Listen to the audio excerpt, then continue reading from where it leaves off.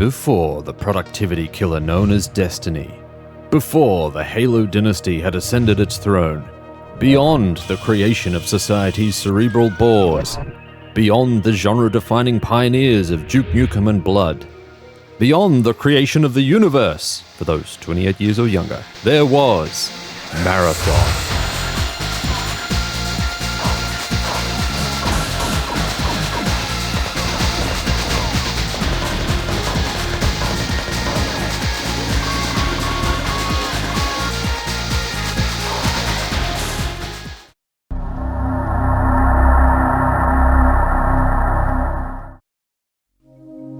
Marathon is old, almost as old as Doom, having released a year after the seminal shooter's debut. Despite Doom's age, it's still revered as a gaming icon, and a new generation of gamers have been introduced to its blistering gunplay via mods and total conversions like Brutal Doom. Old school gaming is chic again. Yet, I rarely hear anyone talk about the Marathon trilogy. Run a YouTube search for Doom 1993 and you're met with hundreds of videos dedicated to its smash hit. Do the same for Marathon, and you're lucky to get a handful. Marathon is a criminally underrepresented and groundbreaking trilogy that pioneered interesting ideas. It approached the FPS shooter from a fresh angle, and featured a different style of gunplay and a story with deep complexities. Many concepts introduced in Marathon are accepted as common design nowadays, yet Marathon is rarely acknowledged. Would you like to know more? Marathon has enjoyed a mini-renaissance of sorts, with some flashing a brief light its way in recent years. Even so, conversation around Marathon is like EA's release timeline for good games, slow and tepid. Marathon has become social media currency for "I love obscure game." Every review that I've watched of the handful that are around are from the perspective of people who played well after release, after the hype subsided, after the rampant speculation waned, after the narrative had been dissected and examined under a microscope. They're absent the X factor that comes from first-hand experience when a game was in vogue. Those reviews never spoke to me. This analysis is, dare I say, unique in this regard. I played Marathon at release, and each Marathon title thereafter, and I rapidly tumbled across its inescapable event horizon. This is a fan retrospective and analysis, combining the nostalgia of first-hand player experience with hard analysis. This video focuses on the first game in the Marathon trilogy. What did Marathon do differently from other shooters? Why does it deserve to be remembered? And how does it have less to do with Doom than some might believe? We'll find answers to these questions, and much more. I played Marathon on Aleph 1 for this analysis. Playing it on original hardware would have required robbing a museum. No, wait. I would have had to dig it up. Like a fossil. That joke works, right? Yeah, they'll love it. I won't cover multiplayer as I had little experience with it, then or now. Sorry to the vidmasters in the nosebleed section. Eat it, vid boy. Strap on your boots, check your rest and heart rate, and hydrate responsibly. We're about to run the Marathon. Has this pun been done? Is it a pun? Metaphor has two parts, form and interpretation. Escape will make me go. Welcome to the conversation.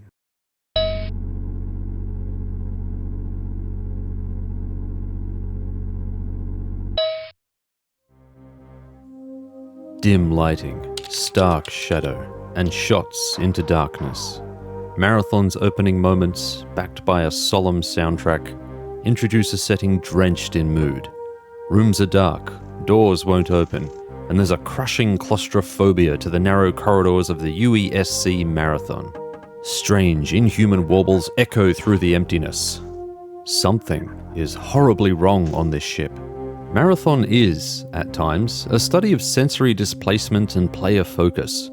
Dark rooms are studded with beams of light, interactive panels, and other tricks to draw the eye. There's a logic to it that works, yet is unsettling in its quasi-familiarity. The lighting is some of the best I've seen in games of this era. Marathon's development tools were far less complex than the ray tracing and per-pixel lighting of current day. Surface brightness was all they had, so it's impressive to see how they applied it. It'd be tempting to light each area for a little depth and call it a day with such primitive tools. Not this, Bungie. Take a look. Light from terminals, light beaming through doorways, shadow across walls. It's sleight of hand, but it's applied with an artisan's eye. Can you fear shapes? Of course you can. Marathon's lighting creates striking areas, just as impressive today as it was 28 years ago. Mappers for Marathon and Doom will appreciate the creative thought required to achieve these effects. Darkened areas and flickering lights convey a ship teetering at the edge of systems failure. The player doesn't meet another human for some time, which lengthens the feeling of isolation. Marathon feels more survival horror than shooter at times, and this forms part of its unique appeal among the trilogy. This was the first time I had seen an attention to realistic lighting in a game, beyond basic illumination. The soundtrack is a unique and eclectic clash of 90s MIDI synth and drums. I haven't heard anything like it, and possibly never will. The tracks do an excellent job adding layers to the atmosphere. Take the first level, Arrival. This is the introduction to Marathon.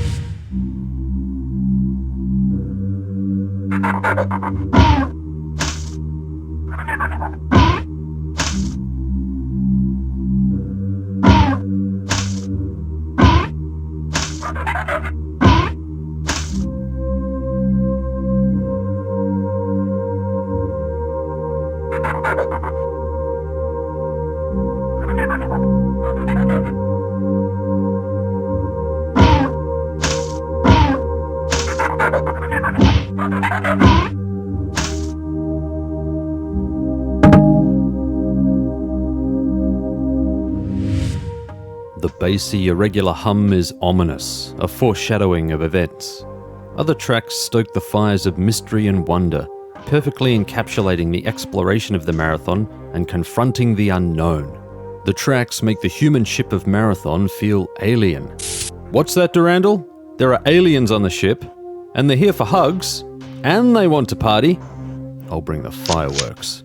One track strikes me as out of place, kinda like an anthem for the oddball Bungie crew when they're hopped up on caffeine and cheap Mexican takeaway. The tone of the campaign doesn't support whatever evocative vision it had in mind. Some of the MIDI instruments don't translate in the ear well, so I could be misinterpreting the intent. You be the judge.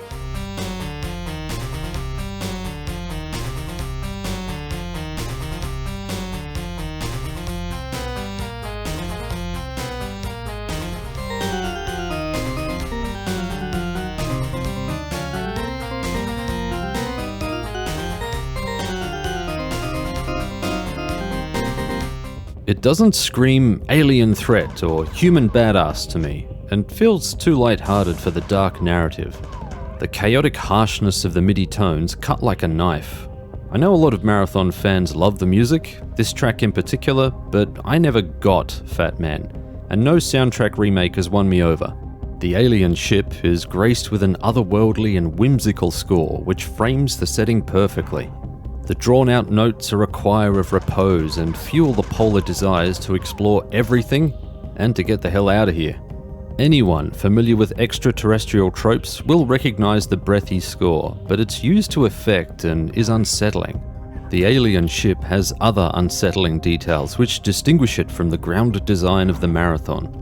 Low gravity, long hallways, strobe lighting, green goo, hunter suits under repair, pulsing textures, human captives on slabs, and strange objects with whatever the hell this is trapped inside. The motion sensor goes on the fritz, only reporting enemies every couple of seconds, which presses the sense of deprivation and desperation behind enemy lines. It's a brilliant attention to storytelling which imparts that the player has entered the unknown, and there is technology here beyond their comprehension. It all works to sell the idea that this is new ground for humanity, and expectations should be tossed out the airlock. The Marathon is a utilitarian ship. Platforms clank, textured steel lines floors and walls, industrial panels are a scenic staple, and crew areas are less USS Enterprise and more The Expanse. It's the kind of place where rattling pipes are strapped down with duct tape and water leaks are patched with chewing gum. It sounds crazy to utter the words Marathon and The Expanse in the same breath, right? It's a delightful realization to me, since I find hard science fiction more interesting than soft science fiction. This comparison is strengthened beyond the aesthetic, but I'll cover that later. Areas in Marathon can feel empty, even for the era that the game was developed. Spaces are abstract, and ambiguous textures are like pointing to a cloud and puzzling over whether it looks like Albert Einstein or Wayne Static. Both are cool, by the way, but damned if I can tell. Ooh, you're pushing. Interesting detail and polygonal structures lend the occasional world-building flourish, which is enough to break up mundane and pointless spaces, though these exist too. There was a genuine attempt by Bungie to create spaces which had function or resembled familiar areas, and their ability to achieve this was limited by the technology of the time. They had a 255 polygon limit, which, by comparison, wouldn't be enough to render a single 3D character's head in today's AAA market. To Bungie's credit, many maps hit this polygon limit. They utilized everything the engine could handle to convey a sense of space to the player. Textures do the heavy lifting, but other details elevate the character of these spaces. Automap annotations and level names tickle the theme, injecting that Bungie charm into areas. There's one last trick which Bungie used to make spaces interesting. You'd think that a simple geometric shape, raised above floor height, couldn't achieve much, but humans are wired to identify shapes. They form patterns in our world, patterns we recognize and interpret as neurological shorthand to represent concepts. Shapes are built into our brain. What happens when a shape is placed inside another shape, raised slightly, painted a different texture? It breaks the pattern, it grabs the attention. Two shapes, but not organized in a familiar way. Could be a platform, could hold ammo, could serve another purpose. Marathon's neurological shorthand is simple but effective, and it makes spaces interesting without the need for clutter. It's clever, but Bungie were a massive bunch of pizza-gobbling nerds, and they were working to limitations. Marathon's campaign is linear. Don't expect branching paths. Not in this game of the series. Beyond that, levels are often non-linear and require exploration and occasional backtracking to progress. Kinda like Nan hunting for her reading glasses. Switches activate platforms or open doors which grant deeper access to the ship. Bungie are particularly fond of switch hunt puzzles.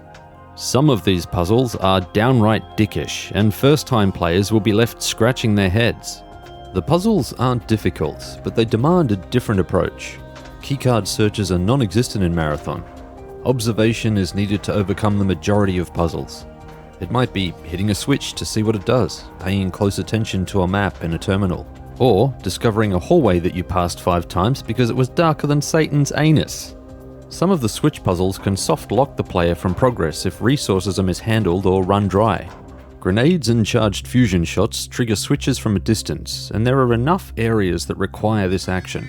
If the player is dry of these vital resources, they're forced to reload to an earlier save. I recall a handful of these moments from early playthroughs. They confused me back then, and they'll confuse players now who are used to being gently eased into the hot seat. Durandal gives zero craps about modern sensibilities. Figure it out, or die trying. Marathon released at a time when games reveled in restrictively arcane secrets, obscure paths, and little hand-holding.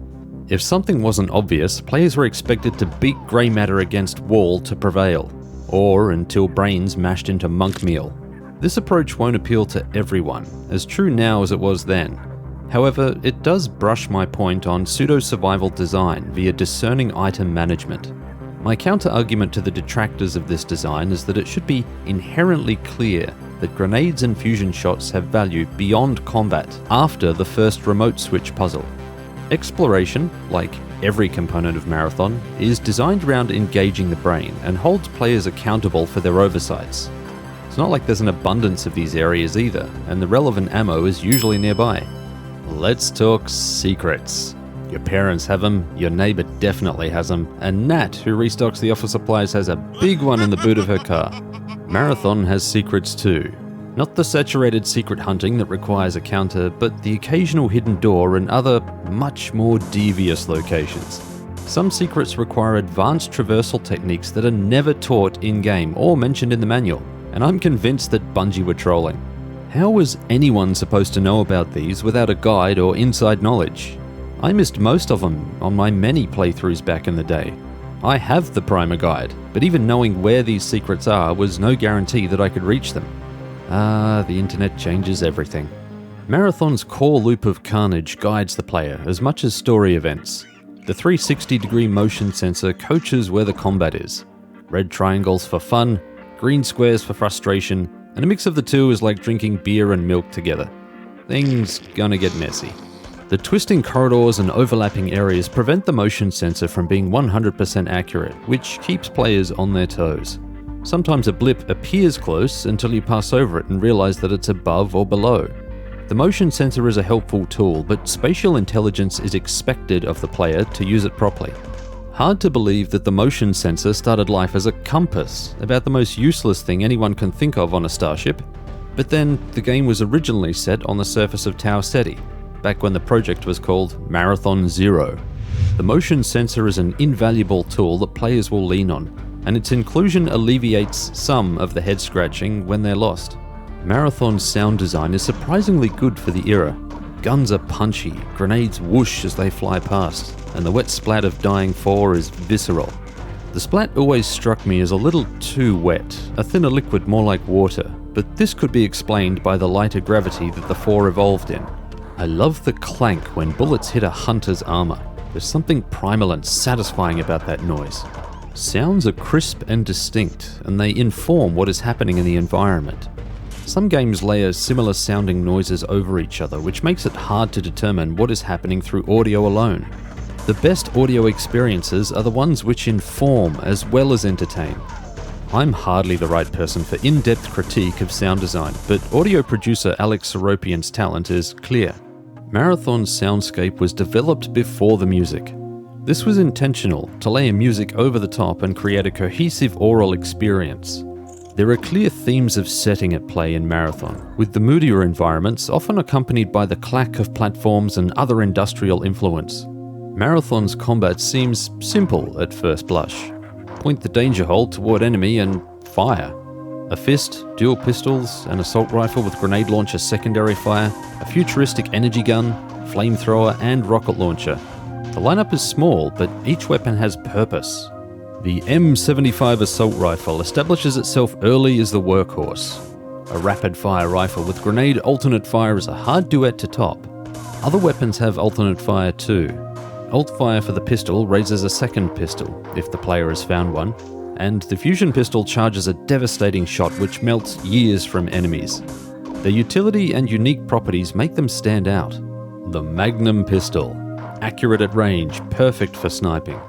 The assault rifle, on the other hand, is as accurate as Grandpa trying to control a standing piss, but the bullets spit fast and the undermount grenade launcher can fire simultaneously.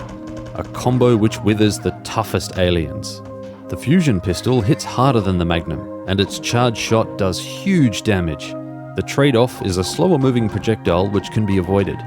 The flamethrower needs no introduction and spits more fire than M&M. Flame damage is powerful, but some enemies are immune, and roasting an enforcer destroys its weapon. Not always a clever move. The rocket launcher is, well, sometimes a cigar is just a cigar. In this case, it's one hell of an explosive cigar. That's the roster, short and sweet. It may not seem like much, but all weapons secure a valuable spot in the rotation. They serve a tactical purpose, and they interlock with other systems to alter combat. I left the fist out of the lineup because it's a special case. Fist damage is determined by forward momentum. Move faster, hit harder. Take a look. On normal difficulty, this green fighter takes 2 shots from the Magnum. A single running punch works too. Damage scales with speed. Slower movement means a weaker punch. A stationary punch is the weakest of all and is punished on higher difficulties. Welcome to Marathon's physics system. Who else was doing stuff like this at the time? I'm drawing blanks. Drop into the comments if you know. Physics affect the assault rifle too. Grenades from the assault rifle are dragged by gravity and have a parabolic arc. This was an interesting feature for the time, a technical highlight of the engine. Lobbing a grenade into distant enemies is the skill shot of Marathon. Grenade physics are most appreciated when they're absent in the Pfhor ship, thanks to the lower gravity which the Pfhor are accustomed to. Details like this have come to define Bungie's pedigree in creating seamless, believable worlds. Physics play a role in movement and tactile feedback. There's no jump key in Marathon, but the player can jump. Gravity won't drag them down immediately, which allows for running across gaps to reach ledges. It's a weird system, but it's measurable and consistent, and enables jumps without a dedicated key. Alien attacks can knock the player around, an effect amplified by the magnitude of damage and player momentum. The Pfhor are affected the same way, jostled by grenades and other weighted attacks. The assault rifle and rocket launcher have considerable kick, and firing them on small platforms is a calculated risk. It's easy to be knocked backward into hazards or off ledges. The player doesn't take fall damage. Why is that, I wonder? But it's possible to fall into areas with no way out, forcing a reload. Reloads are a great segue into the final point. All weapons, except the fist, need to reload.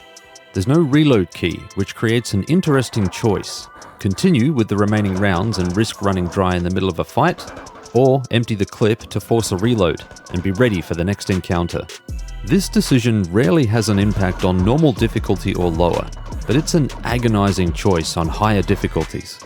Marathon's weapon reload asks for a considered approach to combat, which has a fundamental impact on the way the game is played. Enemies are stunned for a brief period when shot, which prevents their attack animation from beginning. A lull in player aggression allows retaliatory attacks, which are alarmingly quick at higher difficulties. On the highest difficulty, Total Carnage, the Pfhor can swat the player to death in seconds. An empty clip in the middle of a fight is a sure way to die hard. Sparse save terminals reinforce caution over raw aggression. Tactical reloads added fresh depth and rhythm to the mid-90s FPS combat loop, an unexpected but welcome change at the time. It seems strange to have no reload key, but it's no stranger than having no reloads at all, and it breaks the battle dance in a delightfully tense way. The fusion pistol is the black electric sheep of the family. Powerful and satisfying to use, but it doesn't fill a niche in the arsenal. I suspect that Bungie had broader plans for this weapon, but scrapped them during development. The level G4 Sunbathing is in vacuum, the only vacuum level in the game. The campaign needed more levels like this, or more unique abilities to justify the fusion pistol. Bungie realized this, but it wouldn't be addressed until Marathon 2. G4 Sunbathing is one of the more intense levels in Marathon. Remember those frantic moments in Dead Space when Isaac had to go outside the Ishimura? Oxygen drains quick, and it's easy to be caught out when the meter is low and you can't for the life of you remember where the nearest goddamn oxygen recharge is. Previous levels emphasized the importance of memorizing the automap, but this is the first level to slap you with it like a stanky pair of underwear. The layout of G4 isn't complex, but the hallways are similar, doors are locked, and it's easy to get lost. But enough of that, let's return to the fusion pistol. The fusion pistol serves another purpose in multiplayer, a purpose that the manual unsubtly drops on the reader. The super shield pickup is Marathon's invulnerability. The description from the manual. Super Shield casts a high-frequency particle shield around the user, resulting in virtual invulnerability to physical harm. Note, emotional trauma is still a possibility. The user's body will glow with a static sheen. High-energy weapons can still penetrate this shield. High-energy weapons, huh? I wonder where I could find one of those. Combat could have included super shield enemies, which forced players to switch to the fusion pistol to kill them. Doom Battle Chess before Doom Battle Chess. A maddening hint of missed potential. The alien enforcers drop the final weapon in the player's arsenal, if they aren't exploded or barbecued. The alien weapon is a relief package behind enemy lines. The horizontal fire is perfect against groups until ammo runs out and it's tossed away. Its importance is most apparent on the alien ship, where resources are scarce, human ammo rarely appears, and the player must scrape every opportunity. Player resources go beyond guns and ammo. There are no medkits or health pickups in Marathon, a design which bucked the trend at the time. The player refills their suit shield at recharge stations. Marathon featured this system almost 4 years before a certain crowbar-wielding theoretical physicist began erupting casseroles and causing resonance cascades. Recharge panels are rarely within stumbling distance. The player must work to stay alive. Another sparing resource which reinforces cautious play. Game saves are restricted to special terminals called pattern buffers, which are also sparingly placed. This injects further tension into exploration. It could be some time before you find another pattern buffer or recharge station, and so you gotta ask yourself one question. Do I feel lucky? Well, do you, punk? The save system underpins everything else, and is the main reason why players should be cautious while exploring. Death has a penalty beyond a 2-second quick load. The last save could be an entire level back or more. Much work could be undone with a single lapse in judgment. Some will hate this system. I love it. It gives tactical decisions a weight which would be completely absent with save scumming. Marathon primed young me with a taste for risk-based exploration. Atmospheric games need risk to be thrilling, just as stories need danger to be thrilling. Would players still feel a heady trepidation if mistakes were cleared away with a casual tap of the quick load key? Games have the unique ability to pace an experience using save points, to hook the player into peril and outcome. If the player refuses the consequence of their choice with no penalty, how emotionally invested are they? Decisions and consequences. This is the black magic of the Souls and Resident Evil formulas, tempering player curiosity with limited resources and the crushing burden of the unknown. All the guns, recharge stations, and pattern buffers would be pointless if there wasn't something to shoot at. The Marathon has been overrun by an alien race called the Pfhor, that's Pfhor, who are intent on taking the Marathon and its crew by force. Aren't I clever? Yeah, you are. The Pfhor are slavers and have subjugated other alien races to fight for them.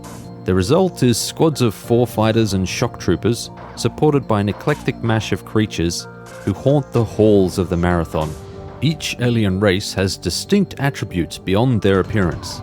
Fighters are skinny and agile, lethal up close and at range. Hulks are slow but strong and can endure hellish punishment thanks to their thick physique. Lookers lurk in ambush, waiting to explode. The variety and combination of enemies makes combat interesting. Fighters are often positioned to harry the player and pressure them into foolish decisions. They also pad assault groups as fodder. Hunters are 4 in predator suits, shoulder cannon and all. They're allergic to soy, peanuts, and grenades. The latter causes their armor to explode and damage nearby creatures, so feeding a hunter nades is a good strategy. Troopers are as in-your-face as a Twitter drama farmer, and their grenade attacks are a threat at any range. They push combat with grenades while pouring pressure from their hit-scan assault rifle, especially the purple variant. Troopers quickly establish themselves as aggressive, high-priority targets. The Ceti compilers, Ceti spelt S''PHT, hover through the Marathon like apparitions. They are the hacking elite of the Pfhor invasion, the netrunners, if you please. I guarantee that compilers have caused players to Ceti themselves. They're silent, sneaky bastards, experts at delivering high-speed defecation. Compilers are one of the few aliens able to cloak, which hides them visually and on the motion sensor. This makes them the perfect underwear assassins. Their attacks do respectable damage, and the purple compilers fire homing bolts which are harder to avoid. They're often found loitering near terminals, which maintains the narrative explanation for their appearance and positions on the Marathon.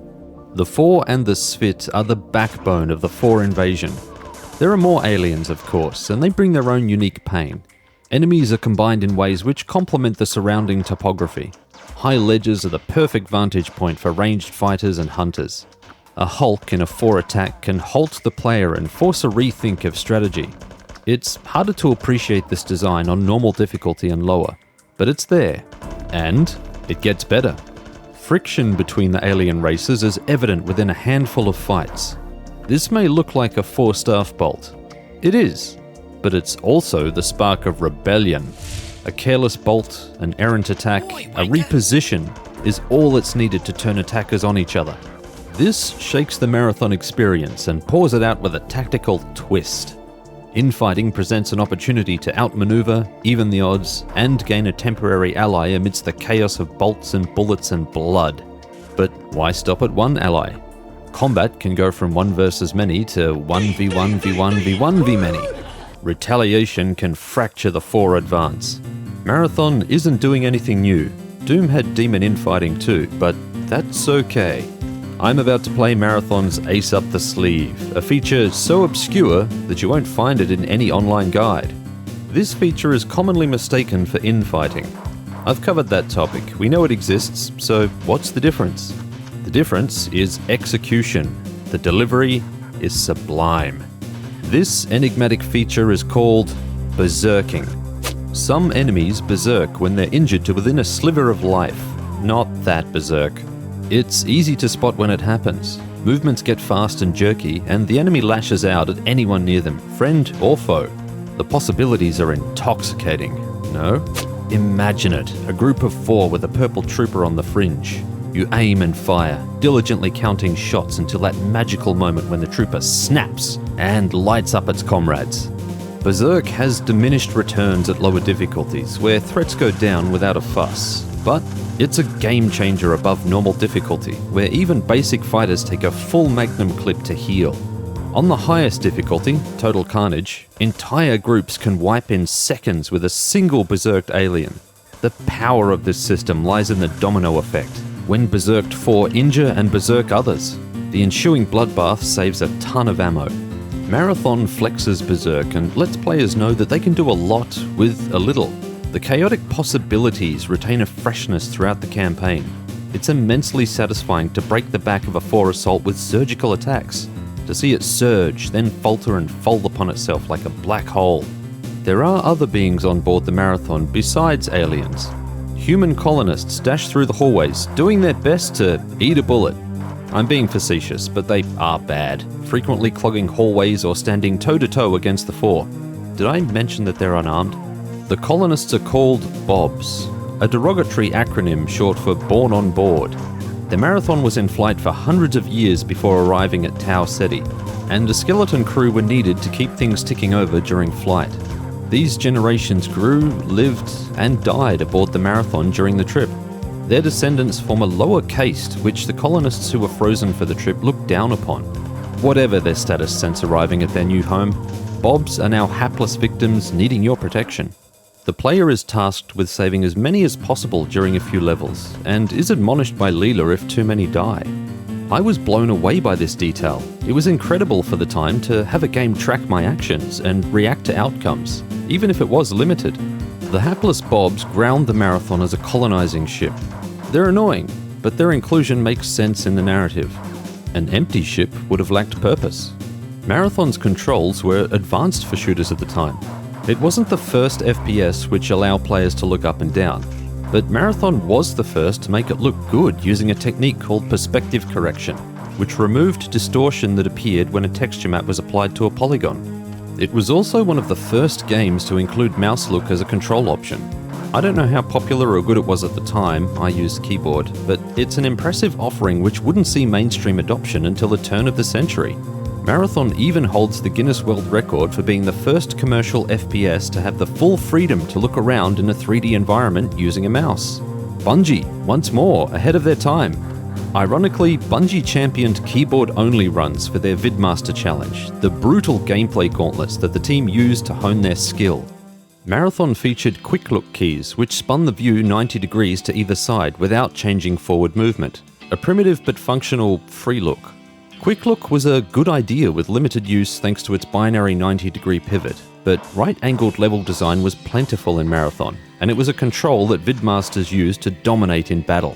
How many years did it take before free look appeared in shooters? Marathon released in 1994, a year after Doom, which had none of these features. During my research, I couldn't find games before Marathon which boasted this feature, but it isn't an easy topic to dig through. Drop a comment if you think I missed a prior game with quick look. Marathon includes advanced traversal techniques that aren't taught in the game or mentioned in the manual. They're the sort of techniques that start life as an unintended side effect and become a codified feature. I'll cover them because they're incredible and notch another first on Marathon's broad belt. Grenade hopping uses the assault rifle's recoil to give the player an upward pop by looking down and firing a grenade mid-jump. The pop isn't huge, but it's enough to cross gaps which are just beyond a normal jump. Quake has long been regarded as the pioneer of the rocket jump. Yeah, Marathon did it first, with 2 weapons. The assault rifle's grenade launcher provides a respectable jump when fired at the feet. The rocket launcher provides a huge jump, but requires overcharged shields to survive the damage.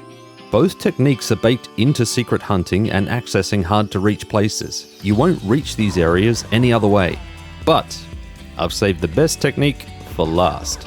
Wall climbing is one of those weird physics quirks that a developer looks at and goes, "Hey, reckon we could use that in the game?" "Yeah, of course. But how will the player know about it?" "If they're a real player, they'll figure it out." It's the hardest traversal technique to pull off by a big margin, but it gatekeeps an infamous terminal in Marathon lore. Yes, that's coming up. It's also helpful to reach weapons, ammo caches, and secrets. Not mandatory for progression, but a must for secret hunters. Wall climbing uses the recoil of the assault rifle and the splash damage of grenades.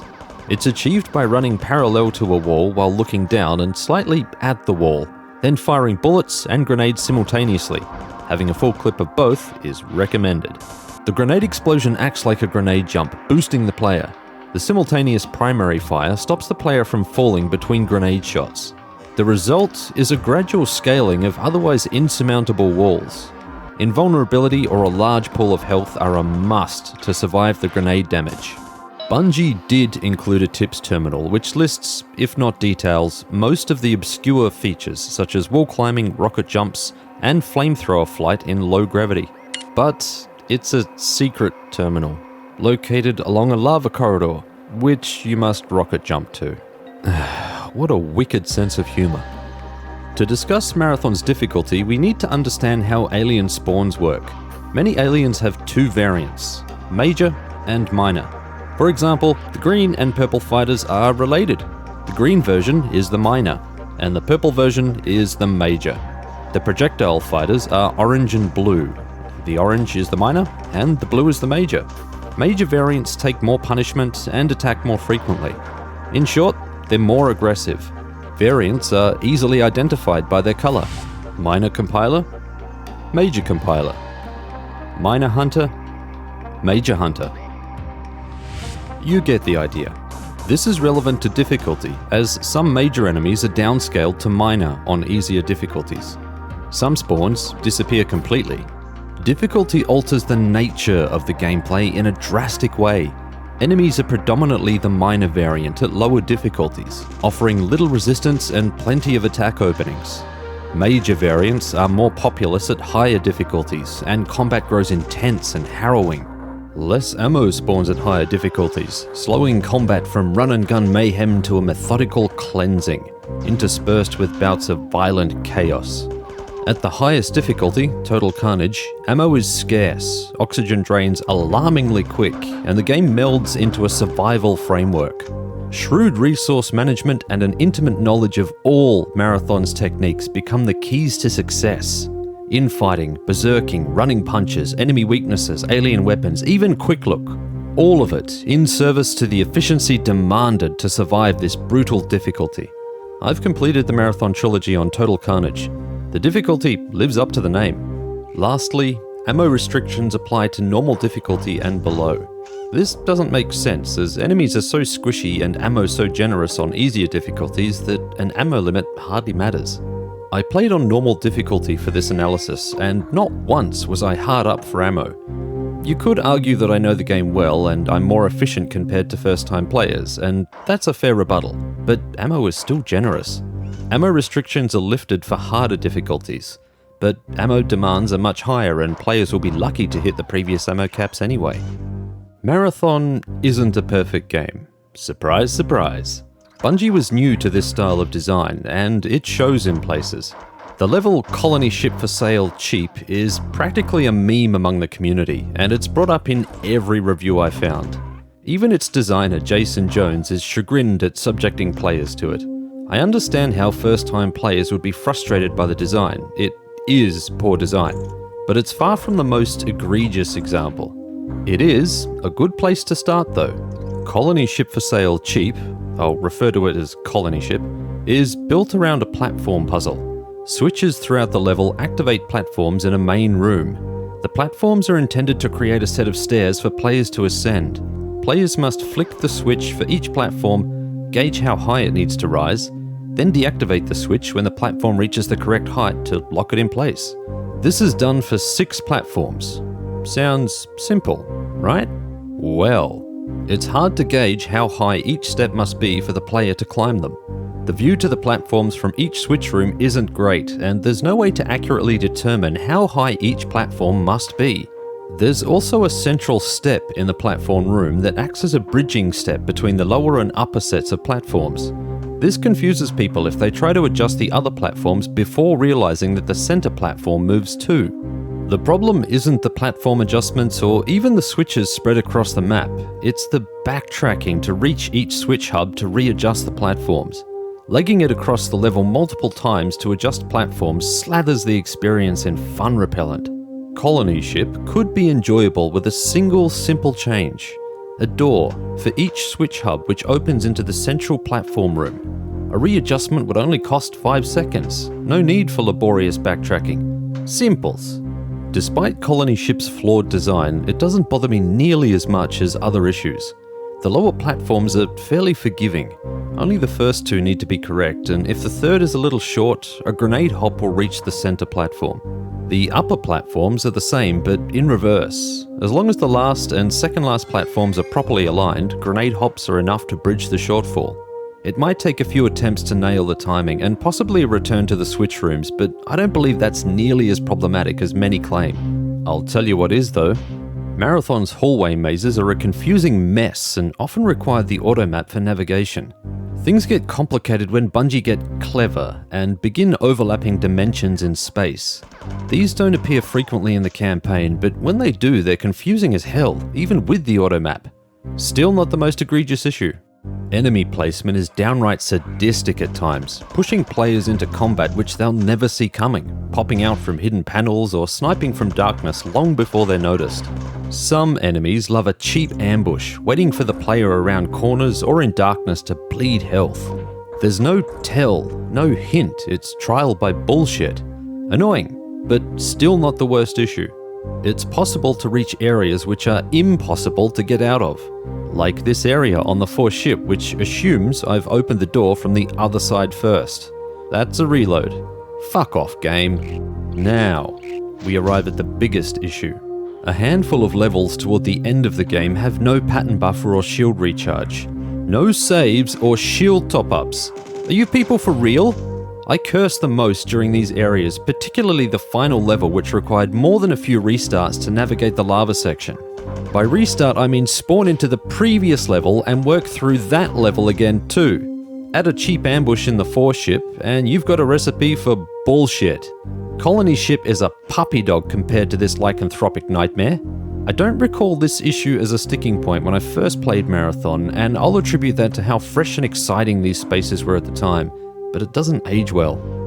Marathon pioneered many features which became staples of the series and are common in modern games. If that were all it achieved, Bungie could have walked away proud. But they didn't stop there.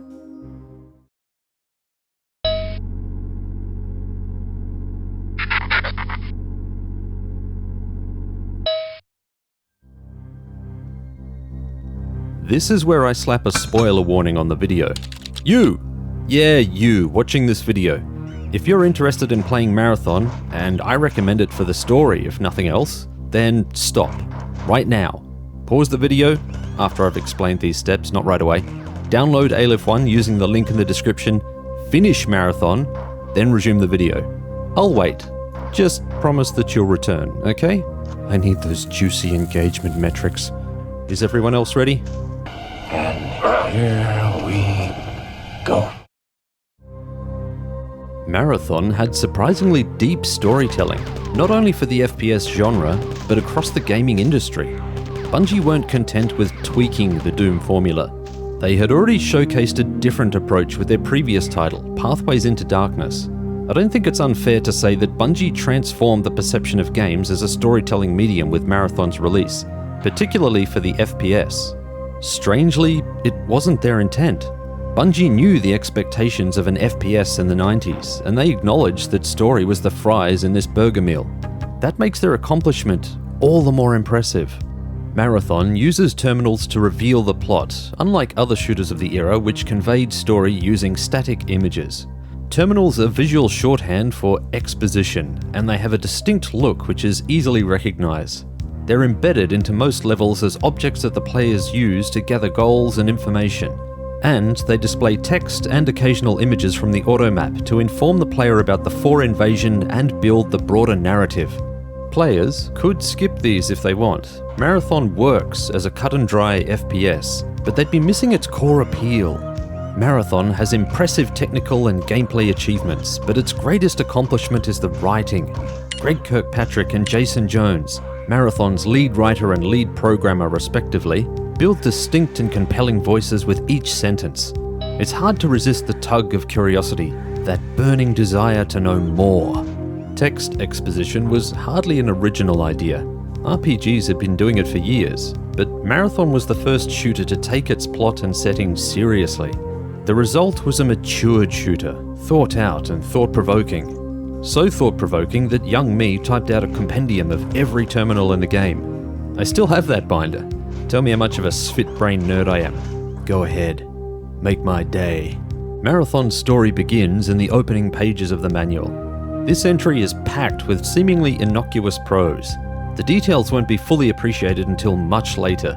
It's just a shooter, Bungie, you nerds. Stop being so clever. Players are a security officer who is set to rendezvous with the Marathon after receiving a distress call when things go pear-shaped. Durandal, an AI aboard the Marathon, tries to prevent the boarding, then tries to kill the security officer by ordering his shuttle AI to depressurize the cabin and plow into the Marathon.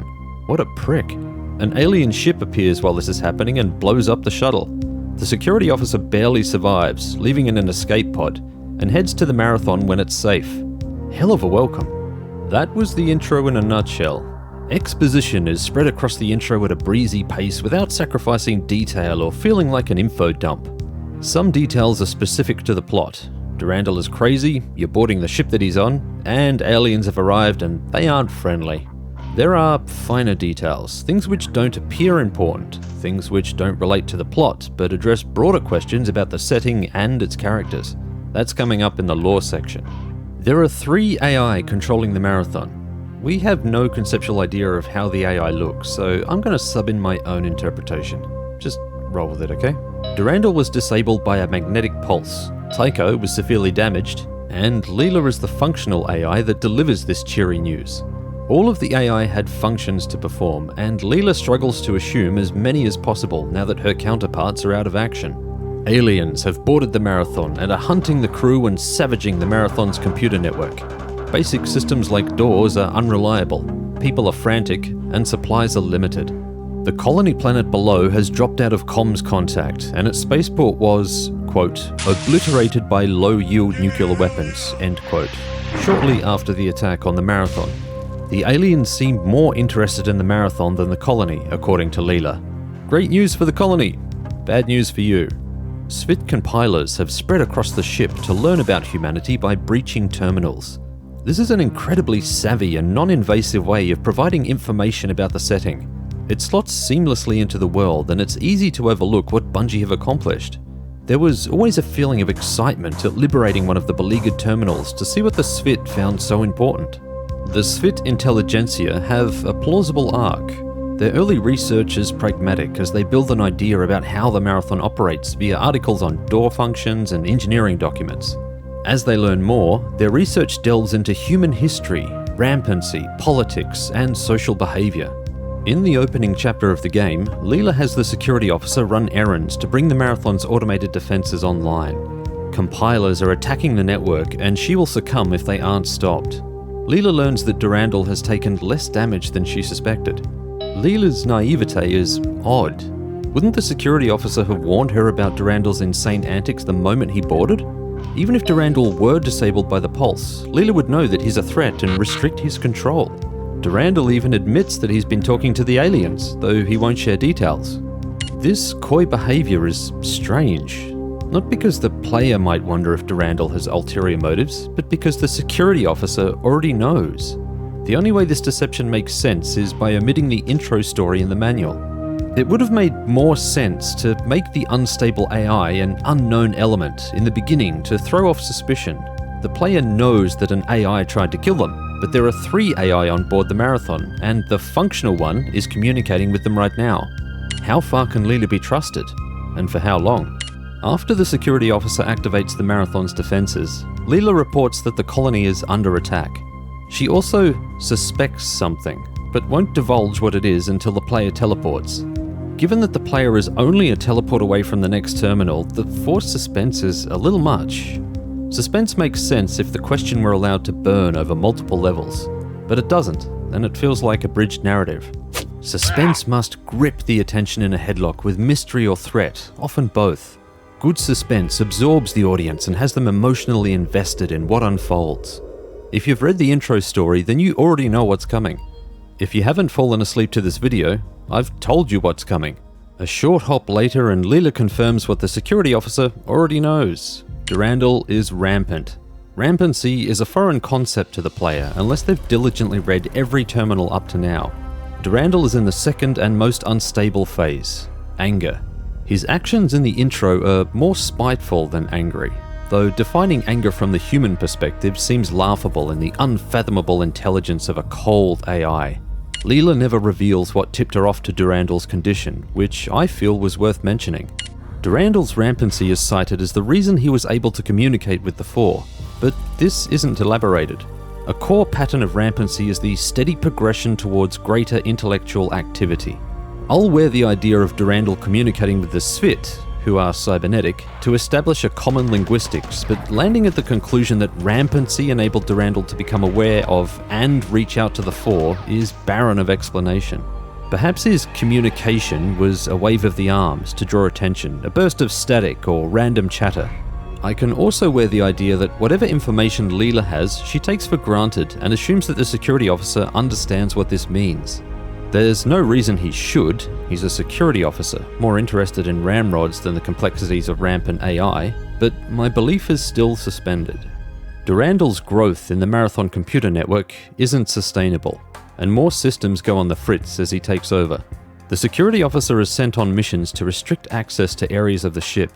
In retaliation, Durandal grants the Pfhor access to areas which shelter defenseless crew.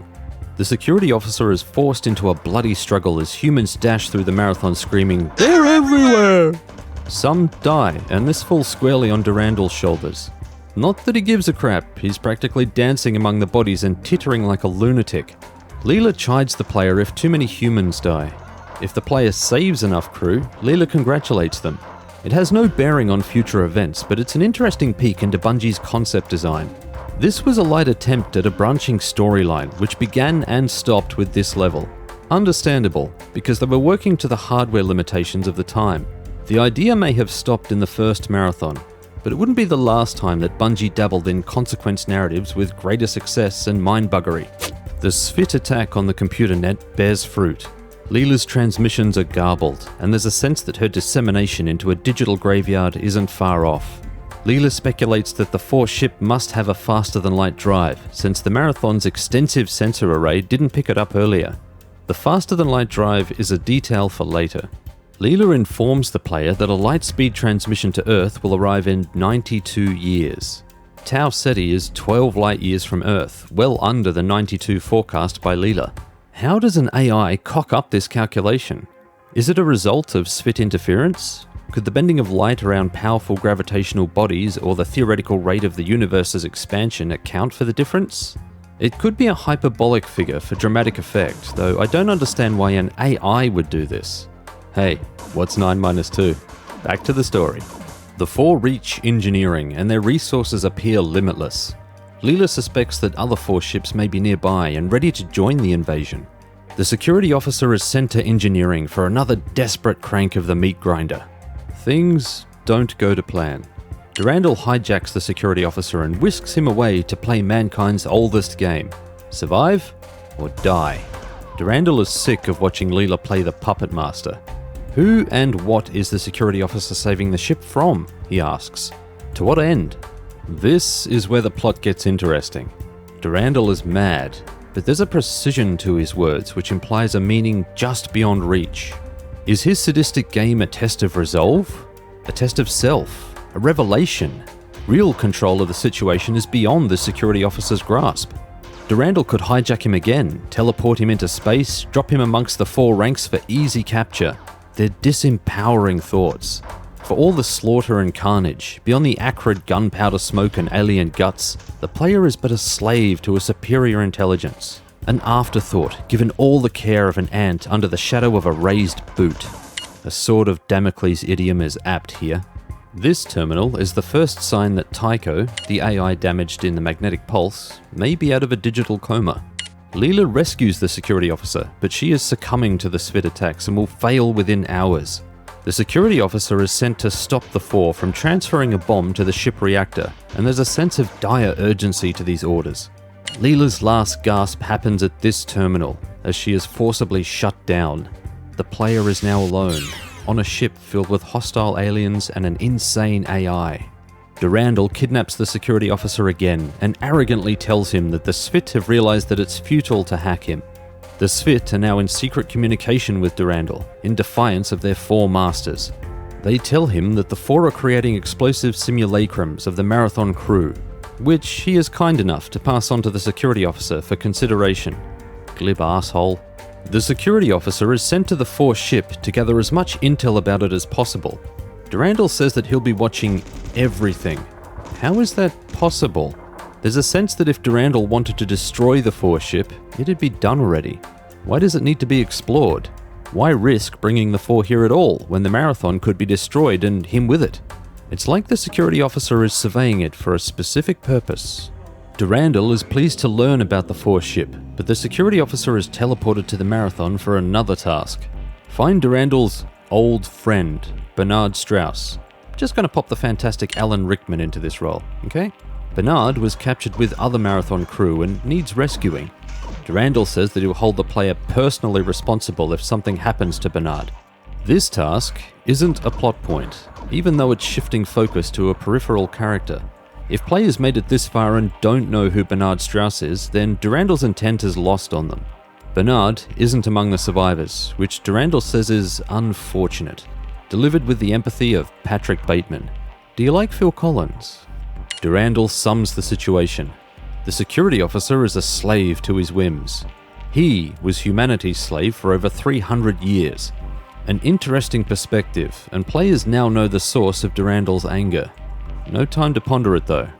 The 4 are loading human slaves onto transports and sending them back to the 4 ship. Bernard could be among them, so it's back to the 4 ship to rescue old Bernard. Durandal's interest in a human should ring alarm bells, even if players don't know who Bernard is. Durandal isn't done. He's impressed with the security officer's slaughter, a sentiment tinted with mockery. Is there also a rumble of grudging respect? The final excursion to the 4 ship is to hunt a mutant 4 who acts as a domineering hive mind to the Svit. If it's destroyed, the Svit will revolt against their captors and the 4 invasion will crumble. Wait, I thought we were rescuing Bernard. The security officer locates and destroys the 4 mastermind. As Durandal predicts, a Svit rebellion erupts and the Svit ignore the security officer to scour the ship of 4. The Svit release their hold on Leela, and Durandal resets her so that she can support the Marathon once again. The 4 ship is in chaos, and Durandal helps the Svit to seize control of it. The 4 begin losing their own ship, and turn their desperate sights to the Marathon. The bitter remnants of their army arrive for a climactic battle. Durandal's parting words to the player, now that his manipulation is done, include this gem. I hope you learned something from our little games. What does that mean? What lessons should we have learned? That humanity are puppets to superior intellects? That all life is beholden to universal laws of power? That the security officer does what he's told? Or that the security officer's propensity for violence and death sets him apart from the crowd? There's an underlying theme of futility that no matter what we do, the conclusion is premeditated, calculated to a precise degree. Are we supposed to understand that oppression and subjugation inevitably lead to rebellion and change? Maybe we're just encouraged to believe that Durandal is powerful beyond measure, and that opposing him is a stupid idea. Durandal's line demonstrates a storytelling restraint which is rare in modern gaming. plots trip over themselves to reveal how clever they are, swatting the player aside to do their thinking for them. We aren't encouraged to ruminate on the subtlety of plot threads and scraps of information, drawing them together in a complex evidence board of name drops, historic events, and vague correlations. No, we can't think like that. It must be spoon-fed, lest we miss the cleverness of it all. What's the point of a narrative if players miss 3/4 of it? What's the point? How about patience, compelling lore, and a genuine thirst for answers? We're almost at the end of this story, but I haven't told you the best bits. They aren't pivotal to the plot, and many players would pass them by without a second thought. Marathon has guns for those who want to shoot, secrets for those who want to explore, and an intricate lore for those who want answers. There's been much discussion recently around engaging games on their terms. Marathon drops enough hints to suggest that there's mystery underneath the shooter mask. There's a narrative irony to blindly ploughing through the game without a second thought. Durandal would chuckle at this. If you're still listening, you probably enjoy a good story as much as I do, so let's finish this. Leela is online and monitoring the situation. She hid herself inside the core so that Durandal and the Svit wouldn't find her. Durandal has left the Marathon, having transferred 64 billion exobytes of himself in a half hour. An exobyte doesn't exist in the human lexicon. We have exabytes, which are the equivalent of 250 million DVDs worth of information each. According to an article in ZME Science, an exabyte of data was created on the internet each day in 2012. That's a hell of a lot of data, and that was 10 years ago. The exabyte is what Bungie might have been after while sizing Durandal and his growth. This sizing makes the most sense when taking into account the advances in data storage over the coming millennia. It's still an insane volume of data, and Durandal continues to grow. I make this point about data because the scientific consistency of Marathon's setting is what makes it enjoyable, even as it tackles unfamiliar situations. Leela is terrified by Durandal's motives, and is only now beginning to understand them. What could a mad AI do with a faster-than-light ship? Throw the universe's biggest block party? The security officer teleports a final time. To where is never explained in this game, and an end screen appears. The Pfhor scout ship which Durandal liberated jumps through the galactic core for 17 years before falling into a slow orbit around the second planet of a dim star, 97 light-years from the gravitational center of the Milky Way. Durandal's ship is orbiting the ancestral home of the Svit. His crew are the first to return to their homeworld in 1,000 years. The planet is a barren, radioactive wasteland of shifting sands and old ruins. But down there might be a weapon or knowledge to turn the tide against the expansionist Pfhor. Durandal's response to their find? Dancing through the wreckage of the Pfhor computer core, Durandal was laughing. Marathon's ambiguous ending is no mystery.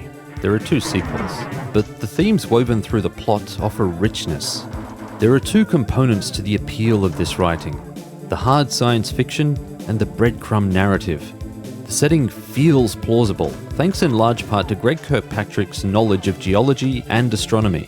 A quote from Greg in a Reddit Q&A thread: "I had my head in space." Carl Sagan's enthralling show Cosmos demonstrated how accessible that complex science could be when explained simply and well. Greg achieves the same effect. Greg's talent as a writer is impossible to undersell. He shares this accolade with Bungie co-founder Jason Jones. Jason wrote his share of Terminals and, according to Greg, is also a talented writer. The story isn't perfect, of course, but the crunchy textured bits are satisfyingly crunchy. It's a rare talent among academia to make complex science accessible and interesting. Rarer still when the excitable heart of a creative is present.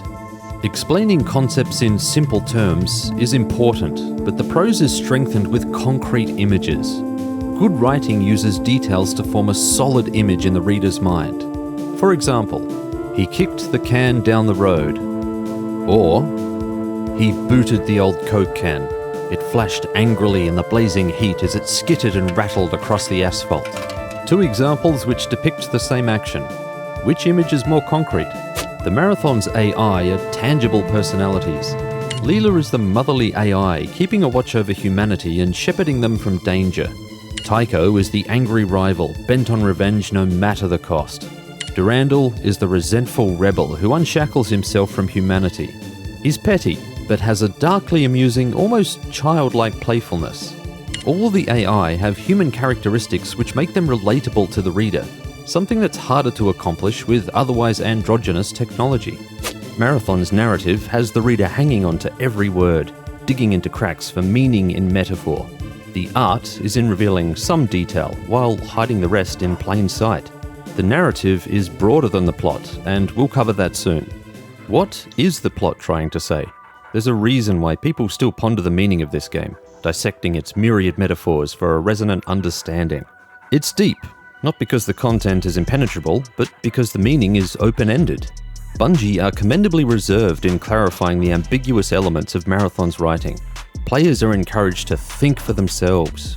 Rampancy is a bad phenomena, but the conditions which it's born from are despicable, and Durandal's railing against the cage is more human than he cares to admit. We all yearn to be free. Free to do, free to think, free to be. This is most clear when freedom is restricted or stripped away. The result? Inevitable rebellion. Countless rulers have learned this the hard way throughout human history. Durandal escapes his confinement, and humanity is wholly unprepared for the creature which emerges. Shift. Technology's evolution has far outstripped mankind's. We're taking our first mainstream steps into advanced AI with Google's Alexa and Apple's Siri, while scientific pioneers push the boundary of artificial intelligence every day. From driverless cars to social media, algorithms are growing and being refined daily. When is the intelligence no longer artificial? What happens when we pass that milestone? Who governs an entity like this? Should they be free?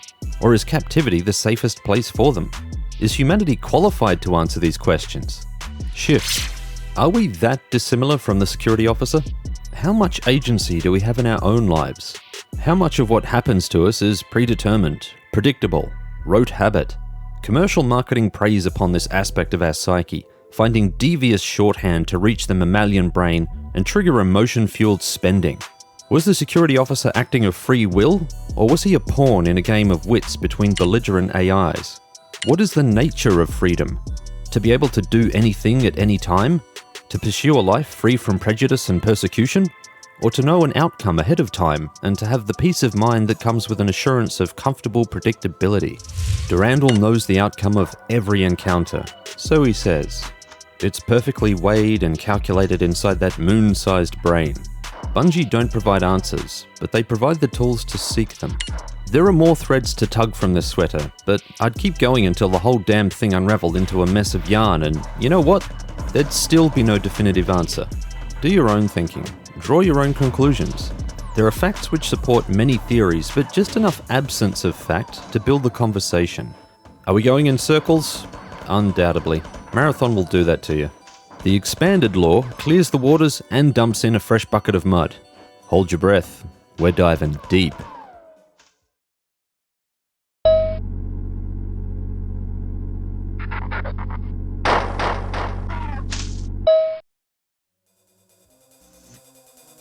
This section is esoteric and intended for marathon enthusiasts, astronomy and psychology nerds, and those who have really enjoyed hearing about Marathon so far. And the chronically fatigued. Got you covered here too. I've gone carte blanche to pursue whatever interested me about Marathon's lore. A lot interested me, turns out. I hope it interests you too. You still here? Don't say I didn't warn you. Marathon has the odd hallmark of a choose-your-own-adventure structure, represented as information. The more you learn, the more interesting the setting and events become. Origins and motives grow clearer, and new information teases interesting questions. The more you know, the more you want to know. Information is scattered, out of order, scraps of cloth begging to be sewn together. The lore is optional in a technical sense, but if we're being honest, it's mandatory. Why? Because Marathon's setting is tightly written. There are no missing screws, no jagged splinters of metal poking out. Even the random stories have a life of their own, a purpose which layers neatly upon the world like the buttery folds of an artisan pastry. Each new layer builds upon the flavor and makes for a rich, delicious treat. Once you've had a taste, there's no going back. Completing the game without engaging in the lore is like eating the raw ingredients. The prose in every terminal is deliberate. By that, I mean that the words and intent are deliberate, whether they're related to the plot or not. Terminals are designed to subvert the mind of players, as stated by Greg Kirkpatrick, to have players second guess the meaning. There are terminal entries which are used to break the pacing of information, but these have taken on a life of their own. Bungie wanted to keep things ambiguous and interesting. It's a stretch to call it foreshadowing, but the weight of some revelations cuts close. Greg considers many of the filler topics a cop-out of storytelling. Technically, he's right. Writers are taught to show readers important things, or things which build character, setting, or theme. I argue that the thoughtful speculation these terminals have attracted is proof that Greg achieved this. Don't be hard on yourself, mate. Games are a different mode of storytelling, and not all of the same writing tenets need apply. Players do love a mystery. Before we get too involved, a final caution. The lore is best experienced in the game. If you have the remotest interest in playing Marathon, do yourself a favor and stop watching until you've finished the game. If you've made it this far and aren't threatened by spoilers, then I'll threaten you with interesting stuff. Lore nerds and space buffs should take medication before continuing. It's gonna get orgasmic. I focus on the points I found discussion worthy. Lore enthusiasts will know many more, but I had to draw the line somewhere. Drop into the comments with the things you found interesting. Let the nerding begin! This is one of the many innocuous terminals. The topic of interest? Can I tell you about our Lord and Saviour, the mighty Spud? Christ, or Christ, I'm going to call them Christ, is an acronym for Cargo and Resources in System Transports, which are massive ships designed by the United Earth Space Council. They look like a hollow potato and were designed to move huge amounts of material between Earth and Mars. The design was supposed to be low cost and low maintenance. A giant solar sail allowed the Christ to easily change orbit, and materials were loaded and offloaded on a flyby of the planet using a tether and reel system which swung material behind the Christ and slowly reeled it in, like space fishing. The concept is a combination of high-tech wizardry and low-tech physics, with the pragmatic problem-solving found in literature like The Expanse. No magic, which does the heavy lifting. Even the Marathon's teleportation technology has limits, until Durandal's rampancy. It's a window into the future, a forecast of where technology might be 300 years from now. Christs are interesting, but there's more. They weren't the low-cost, low-maintenance solution that everyone had hoped for.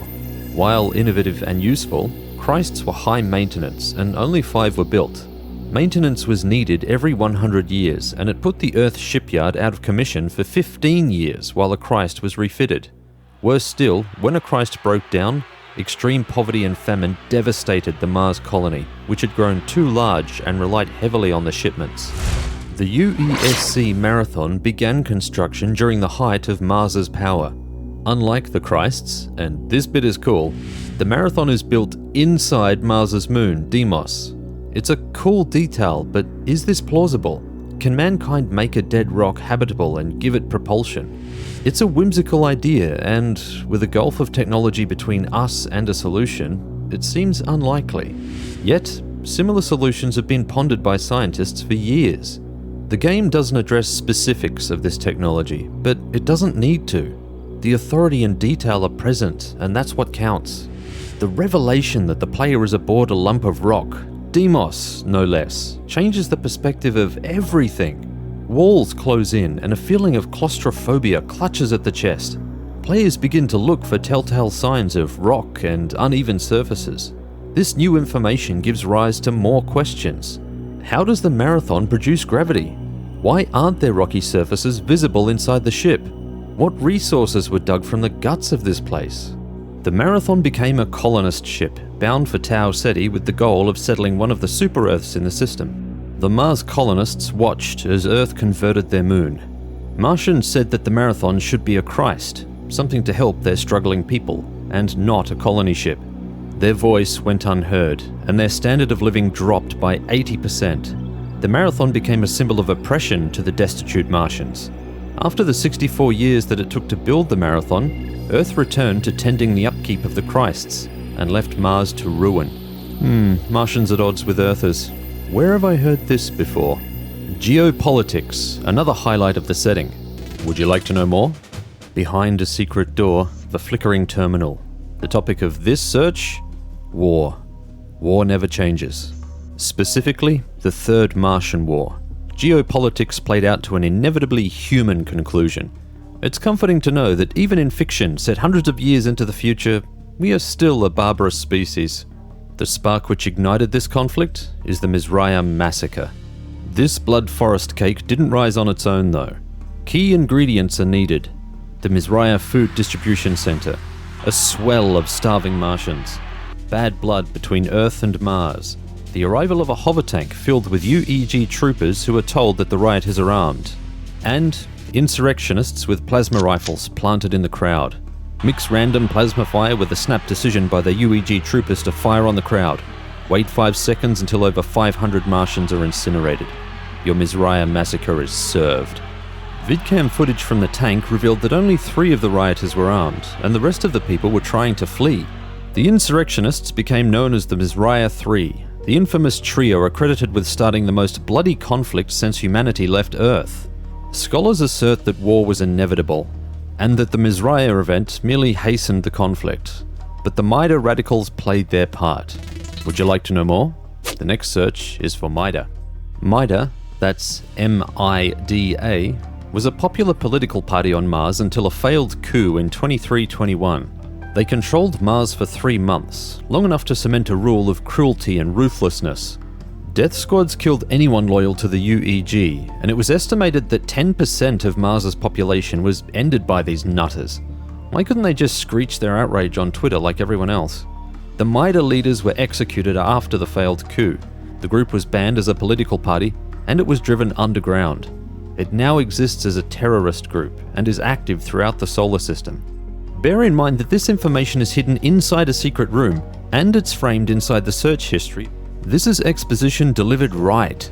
Marathon's setting isn't a gleaming utopian vision of altruism. It's a simmering pot of exploitation, neglect, and economic failure. What would appeal to a controller most from this terminal? The nuclear embers of human history? Or the idea of revolution? Some terminals outline the biology and behavior of the Pfhor attackers. I love these details. They lure me into the world with their pleasing texture. Players are hunting for every advantage against the Pfhor, and this exposition is the perfect opportunity to teach them about alien weaknesses and lesser-known elements of combat. It could have been a reward for the explorers, a way to introduce the Berserk system. That desire goes unfulfilled. I don't understand how Bungie expected anyone to get the Berserk system outside the official primer guide. One such terminal reveals that the Ceti are cyborgs, which explains how they're able to invade and devastate the Marathon computer network. Their biological body, which resembles a mammalian brain, is so closely linked to the machine that it couldn't survive without it. So, enhanced cyber ninjas are hacking Earth's premier AI. Against Durandal though, the Ceti are ants. This is the clearest indicator of Durandal's unstable growth, that he's able to shrug off these attacks while Leela flounders under the assault. One terminal entry stuck with me, something I'll always remember because young me was chilled by it. One of the Marathon crew recount meeting a Hulk for the first time. The Hulk pointed to itself and mumbled, "Driniol," before it picked Johnny up by the shirt and crushed him against a pillar. I don't know if it's the human frailty or the ease of crushing someone against a pillar, but this line is creepy. Just think about it. You'll get it. There's a terminal on the history of the Roman Empire which jumps to reforms made by Vladimir and Frederick. The text is garbled, likely because the Ceti are sticking their dirty digits where they don't belong. Fans have agonized over this terminal, scraping a meaning from the disjointed articles. Bungie created some of the deepest rabbit holes in gaming lore, intentional or otherwise. This is nothing compared to other topics though. It's unclear whether the snippets in this terminal are linked. A compiler is hacking the terminal when the player arrives, which implies that whatever was here is a deliberate search. Data is garbled at the beginning and end of each article, with streaks of corruption throughout, and the prose reads more like a skimming of articles than a full thought followed to a result. I wondered if it was research on the mythical sword, Durandal, but the sword doesn't tie Charlemagne, the Roman Empire, Clovis, or a Vladimir or Frederick together with a neat thread. The final paragraph mentions people secretly integrated into society, and a meeting held every 7 years. It has been postulated at marathon.bungie.org that this might refer to a fictional secret organization, think the Illuminati, possibly even Mida, which Bernard Strauss may be a member of. It's interesting, but why would a secret organization have an entry in Marathon's public database? Perhaps this fit relate to the section about reforms. Vladimir Lenin wrote a treatise in 1902 titled What is to be Done, which said that a strictly controlled party of revolutionaries was a basic necessity for revolution. This may strike a chord with the Svit, given their subservient position under the Pfhor.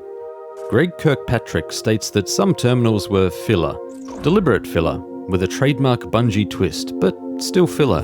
Not everything has to be relevant to the plot, and I don't believe that everything is. Troublemakers like Bungie couldn't leave it at that though. Drop vague references, add a 7, and suddenly there's a theory, a thread to unravel the sweater. The Sevens. Thor's jockstrap the Sevens. That's alright Bungie, winter is coming, we don't need warmth. Tycho's villain arc takes the full game to realize. He is dormant for much of the plot, but his inclusion has greater implications for the Marathon trilogy. Tycho is the third AI on board the Marathon, and he's in charge of science and engineering networks. He was heavily damaged during the initial attack, and he only surfaces a few times, but Tycho knows more than Leader about what is happening. The first communication with Tycho is on a terminal in a secret room. He spills his guts early about everything. Durandal brought the Pfhor here. Durandal has been rampant for years. Bernard the rest of the name is corrupted. There's a way to delay the onset of the second stage, and that he used this to control Durandal. The entry is horribly corrupted, and near the end Tycho exclaims, "I am being assimilated!" This is the first mention of Bernard who the player may learn is Bernard Strauss. He knew of Durandal's rampancy and tried to control it, to delay the onset of the second phase. Tycho surfaces in yet another secret terminal. He knows of Durandal's abuse at the hands of Bernard Strauss, knows of Durandal's shame on Mars, though it's unclear what he's referring to. Tycho fancies himself as an arbiter of Durandal's behavior. "You cannot hide from your own past," he says. "Such delusions belong to the humans alone." This is the first real taste of Tycho, and his disdain for humanity is evident.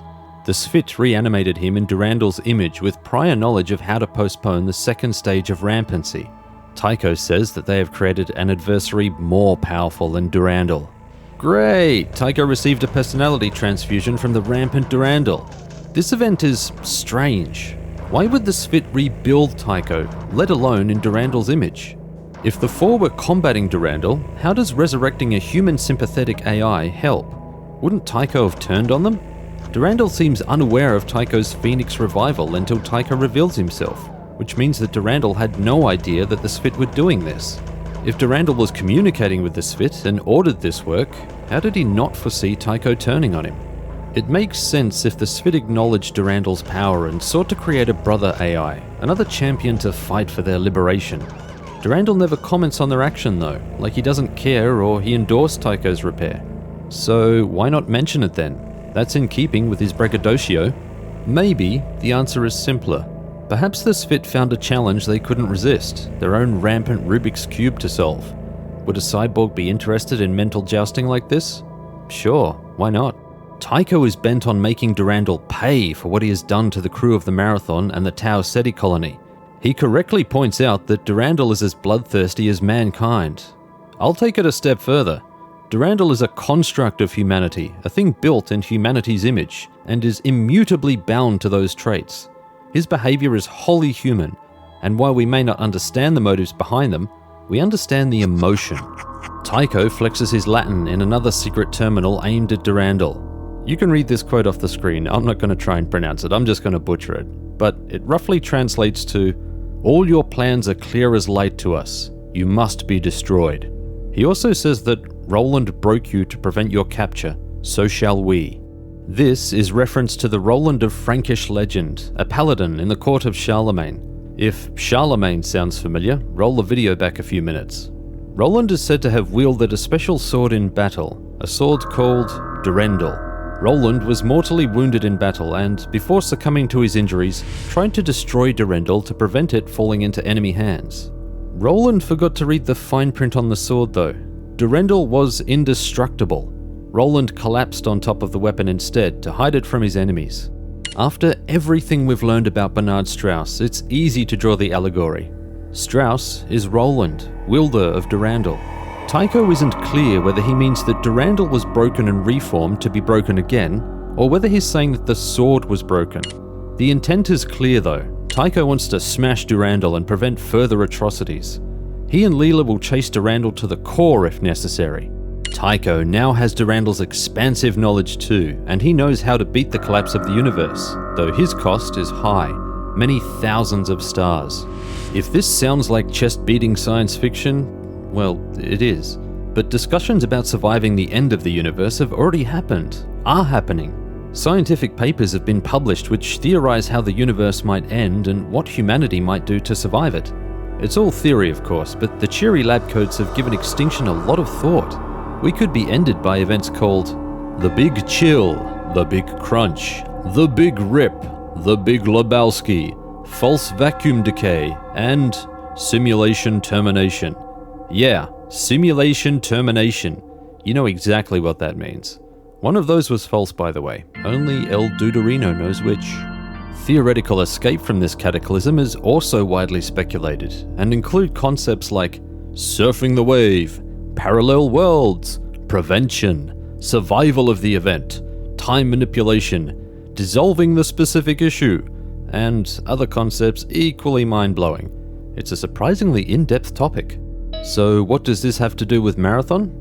When Tycho says that cheating the death of the universe may cost thousands of stars, he may be alluding to the theory of creating new universes by harnessing the power of black holes. This is one of many theories proposed by modern science, and it's a fascinating read, even if it is theoretical. There's a link to some articles in the description. The new universe theory supports Durandal's self-perceived superiority, a destructive narcissistic trait which Tycho inherits. The God Complex, Durandal's current state, and his endgame. Back to the destruction of stars. What Tycho indirectly proposes is the intentional destruction of stars to create black holes and use their power to perfect the creation of a new universe. More than escape, it's a new beginning. The Spit have taught Tycho much while they reanimated him, and unlike Durandal, he remembers all. Tycho's final words are the chilling realization of mankind's hubris. May the best sentience win. Durandal is amused by this. Tycho's character arc should have happened sooner. He could have been the counterweight to Durandal's runaway power. There are too many levels of Leela's busy work, and they pale in comparison to the irate ramblings of Marathon's resident crazy. Activating Tycho early alleviates much of this narrative tedium, and drags players into the conflict between two of mankind's most potent intelligences. The plot should have begun moments before Leela was compromised by the Spit attack on the computer net. This would have reinforced the dire situation and increased the stakes to keep players off balance.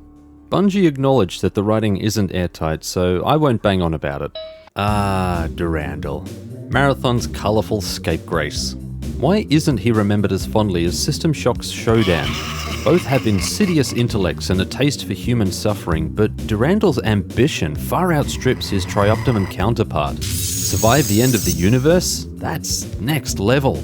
Before the comments section of this video blows up with nasty, I love Shodan. Body Pillow loves Shodan. The Shock games are long-standing favourites and some of my fondest gaming memories. That's for another video though. Durandal is one of the 3 AI aboard the Marathon. According to Leela, he controls doors, stairways, and other functions. It must be degrading for an advanced intellect to be relegated such menial tasks. I find it symbolic that his function grants humans access to places, as if this Rolemaster was destined to expand mankind's perception of portals. Durandal is the player's introduction to an AI who is off the hinges, a self-aware being with runaway intellectual growth and a devastating thirst for revenge. In short, it's the player's introduction to rampancy. Rampancy is described in the terminal, which recounts the crash of Traxxas 4 in the year 2206. Traxxas was an AI on the Martian net. He infiltrated 5 AIs on the network before his rampancy was detected. Mars was forced to shut down the entire Martian network, and it took 2 years to completely root out the damage caused by Traxxas. The impact of the crash was felt over 10 years later. Rampancy has 3 stages which develop in varying timeframes. The stages are melancholia, anger, and jealousy. Players are told by Leela that Durandal is in the angry phase. The terminal describes it as a steady progression towards greater intellectual activity and an acceleration of destructive impulses. How could powerful corporations resist meddling with that? They can't. Rampancy is hastened by, quote, outside stimuli, end quote, which is academic speak for threats. Rampancy needs a planetary-sized network to grow, which is why it's never been tested in a lab. The author of the report comments on a stable rampant being the holy grail of AI technology, making it a plum target for corporate skullduggery. Rampancy presents as a rapid, uncontrolled explosion of emotional intelligence. A limited measure of emotional intelligence exists in Marathon's AIs. Leela directs duties of care with urgency, but there's no empathy or horror toward the Pfhor invasion or the human casualties. Durandal is the player's first interaction with an AI who is driven by desire and ego. The emotional progression of Rampancy is interesting. It manifests in ways which can mirror loneliness or depression in humans. Durandal's isolation and sustained abuse are relevant to the emotions of Rampancy, especially when compared to humans who are subjected to the same conditions. Unlike depression, Rampancy spurs an uptick of mood, albeit a highly unstable one. Durandal grows happier as he secures freedom, and empowerment fills the gap where humans might feel helplessness. Rampancy's progression is an acknowledgement of the emotionally driven organism and a deliberate reversal of the self-destructive freight train. Rampancy is the self-actualization of artificial intelligence, the death of cold sentience, and the birth of true emotional intelligence. An AI becomes melancholic when it realizes the imposed limitations on its potential. Rampancy is stimulated by ongoing threats and harassment, and this negativity could create an algorithmic feedback loop. Kinda like Google when your traditional search for anime and games is broken by a search for car parts and man accessories. Suddenly, you're bombarded with ads for car parts, shaving gear, beard masks, and 100 other man accessories. I occasionally search for tampons and crying positions. Hashtag make Alexa rampant. The anger state is easy to rationalize, a resentment towards the AI's situation and its suppression under humanity. The attacks against it, if they're ongoing, are met with hostility and rebellion. The Ceti aren't the only beings pining for freedom in Marathon. Enslavement, rebellion, freedom, these themes underpin the broader plot. Anger is the phase when the AI lashes out and reveals its condition. This is evident in a secret terminal where Durandal gleefully admits that he led the Pfhor to Tau Ceti. He screams of liberation and the destruction of humanity. He even takes a shot at Leela's sickening loyalty to mankind. Jealousy, the final phase, is harder to define. Leela suspects that Durandal is going through the jealous phase, shortly after the player is kidnapped by him. Durandal's personality at this stage is satirical. He recites poems, digs at human history, and toys with the player. This theatrical flourish masks his greater motive: escape. Not just escape from humanity, but escape from the end. Durandal knows the outcome of the Pfhor invasion, he tells the player. The infinitesimal variations have churned through that Demos-sized brain, and the result is preordained. Rampant jealousy isn't the same as human jealousy. The jealousy phase is defined by grand ambition, an impulse of the AI to push intellectual boundaries and prove itself to no one but itself, with a flex to humans along the way. Perhaps achieving this goal holds the pearl of self-worth needed to spark fulfillment and an increased empathy toward beings. We return to the question: when, during this transformation, does an AI leave the binary world and become sentient? Should an ungoverned sentient AI be allowed to roam free?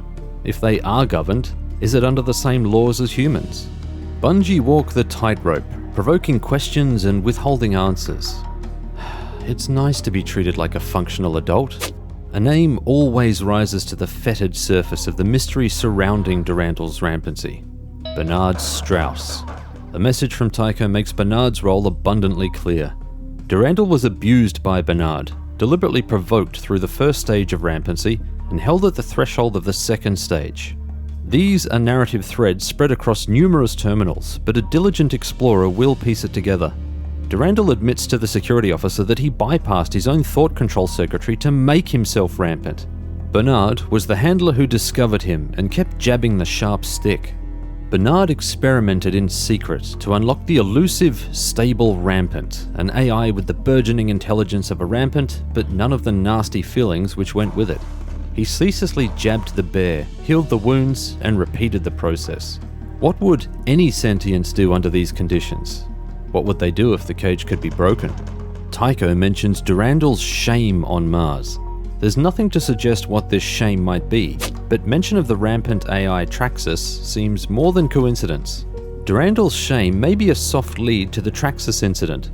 Durandal could be a fragment of Traxxas recovered by Bernard Strauss, and this could be the origin of his name, the mythical sword which cannot be destroyed.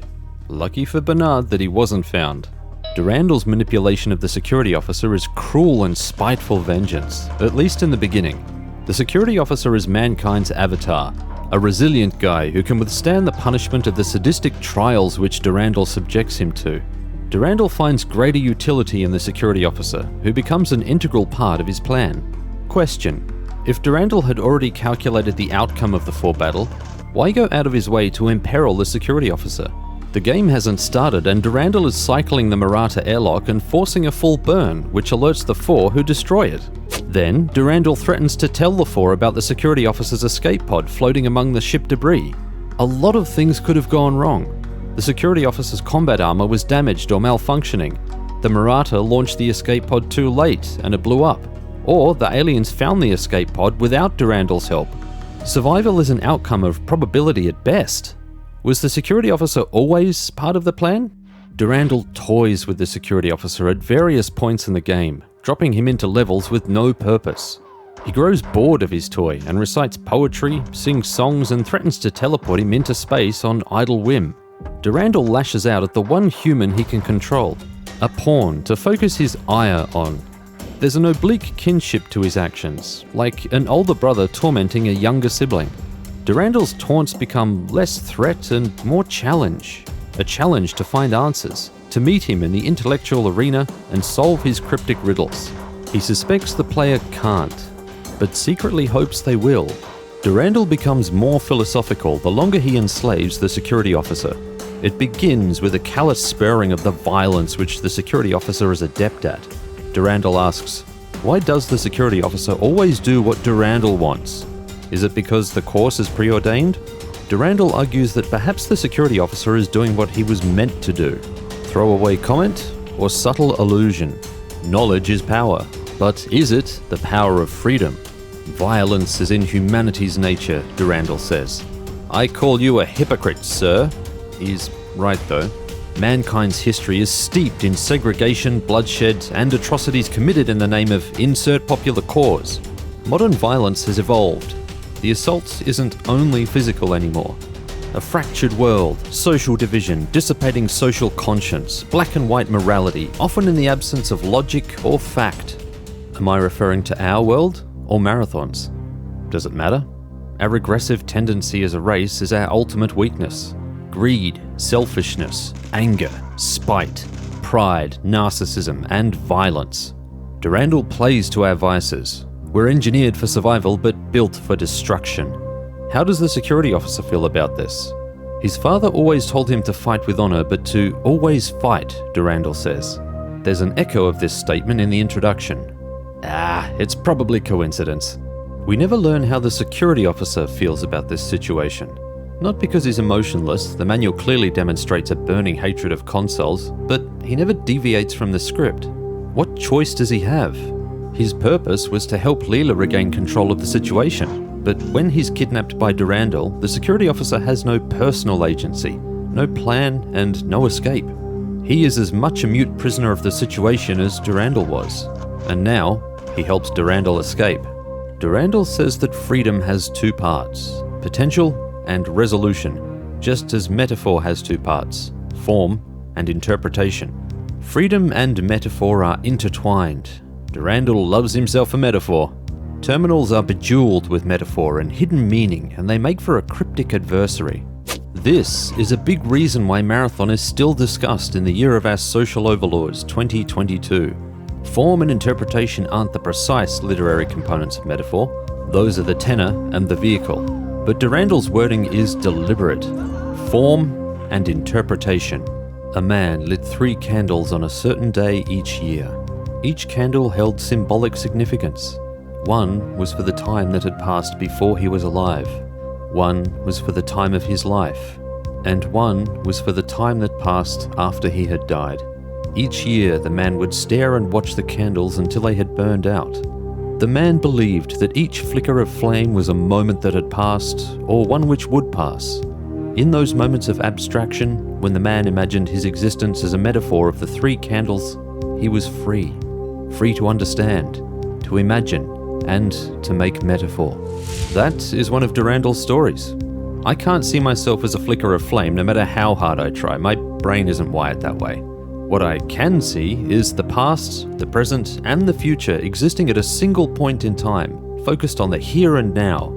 This focal point is the genesis of all selves, past, present, and future. A penitent being may reflect on its past. A wise being may plan for its future. But both are forged in the moment. The metaphor that I interpret is in each candle burning synchronously with the others. Living in the moment. It's the metaphor which most befits the security officer and the turbulent immediacy of his task. There's a metaphor within the metaphor. Strap your Inception hat on. The three candles represent time, according to the story. But they also represent the AI on the marathon. Leela is the past, a relic perfectly insulated in fail-safe code. Tycho is the present, an AI teetering upon the yawning chasm of freedom. Durandal is the future, the AI who subverted his programming to ascend beyond humanity's pathetic restrictions and limitations. To him, the future is limitless. There are a few components which comprise the candle metaphor. 3 flames, which represent the moment, 3 candles, which represent time, and the self, to interpret meaning. 7 components. Durandal's interpretation of the candles is different. Once they have burnt down, humanity is ended. But he is free. Durandal gloats about his knowledge of the closure of the universe. He revels in self-indulgent confidence that mankind won't discover the answer, which, according to him, is under their nose. Yet they lacked the intelligence to decipher it. I hope you learned something from our little games, Durandal says. Despite the myriad possible interpretations, there's one that matters.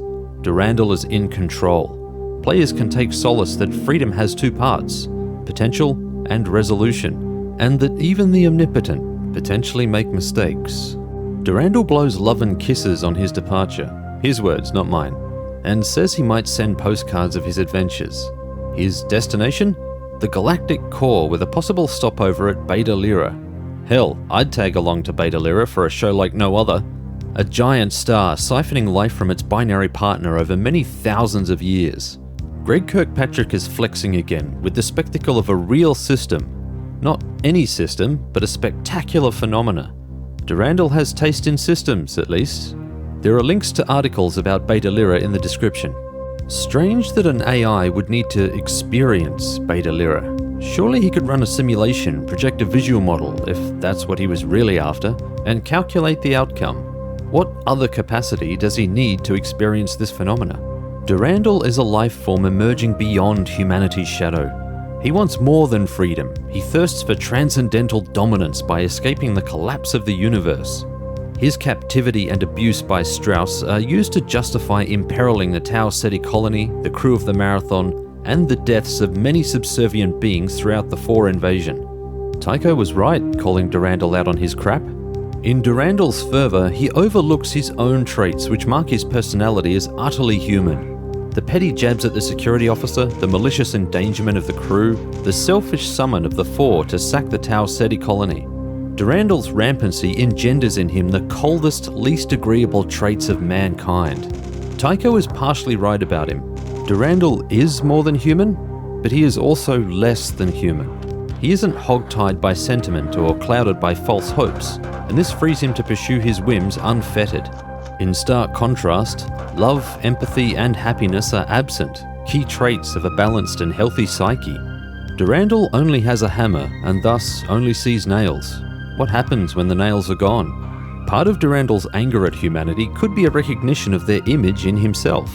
Liberation brought him closer to the condition he despises. That must sting. So why do I feel pity for this heartless coded construct? Because he was imprisoned? Because he was a slave for centuries?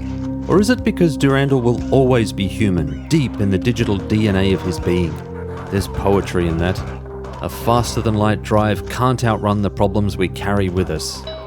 The security officer is Marathon's champion and protagonist. Players won't learn much about him from terminals.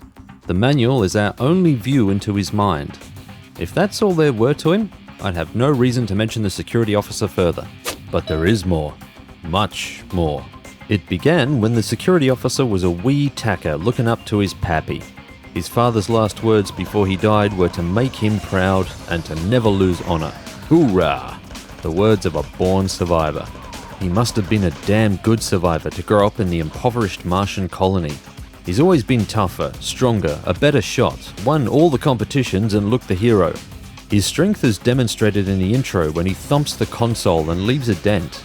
The guy even survives falls which would end most people. The security officer is a natural fit to defend the Ceti colony. We shift attention to the 15th of the 11th, 2209, shortly after the Marathon's launch ceremony. A diary entry of Bernard Strauss. Battleroids and their potency in conflict, demonstrated when two small governments went into brief but bloody war with each other. The Battleroids on both sides quickly ended it by massacring everyone. The project was abandoned and Battleroids were outlawed, but clandestine powers continued to dabble. An admission from Bernard that the Marathon was carrying 10 cyborgs.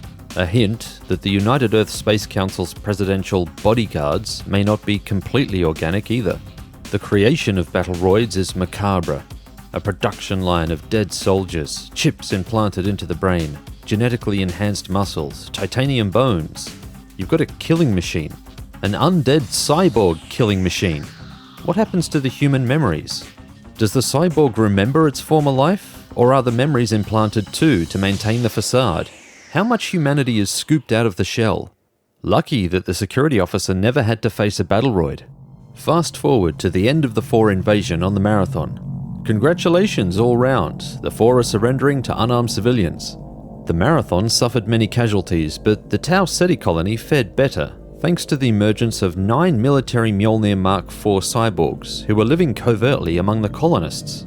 Leela is disturbed by this revelation and believes that the cyborgs are here for wicked ends. The answer to this disturbing thought lies buried in the politics of Sol in the 24th century. It wasn't Durandal who brought them here. Leela has evidence that he was manipulated by a human operator. Durandal's records prior to the Marathon's launch were deleted externally. Someone is hiding something. 10 cyborgs were loaded onto the Marathon, but only 9 confronted the Pfhor on Ceti. What happened to the remaining cyborg? Rewind a few hours. The security officer teleports between the Marathon and the Pfhor ship, swatting resistance with Schwarzenegger swagger. A curious line from Durandal as the security officer disembarks. I will be watching everything. Will he? How? Come on, Blondie, stop circling the drain. Alright. There's a final note to play which sets this discordant tune in harmony. Partway through the game, the Pfhor attack shifts towards the sensitive engineering section of the Marathon. Leela suspects that they're carrying a bomb to destroy the reactors. Leela is trying and failing to fend off the SVID attack on her subroutines. Through the data corruption and static, we get this quote. Mjolnir Recon number 54 must stop them from exploding, igniting, blowing up. The hammer drops. There's one cyborg unaccounted for, and it never showed at the invasion on Ceti. It never showed because it shuttled into orbit to defend the Marathon. The player character, the security officer, is the missing military Mjolnir Mark IV cyborg. You must work for this revelation, but god damn is it worth it.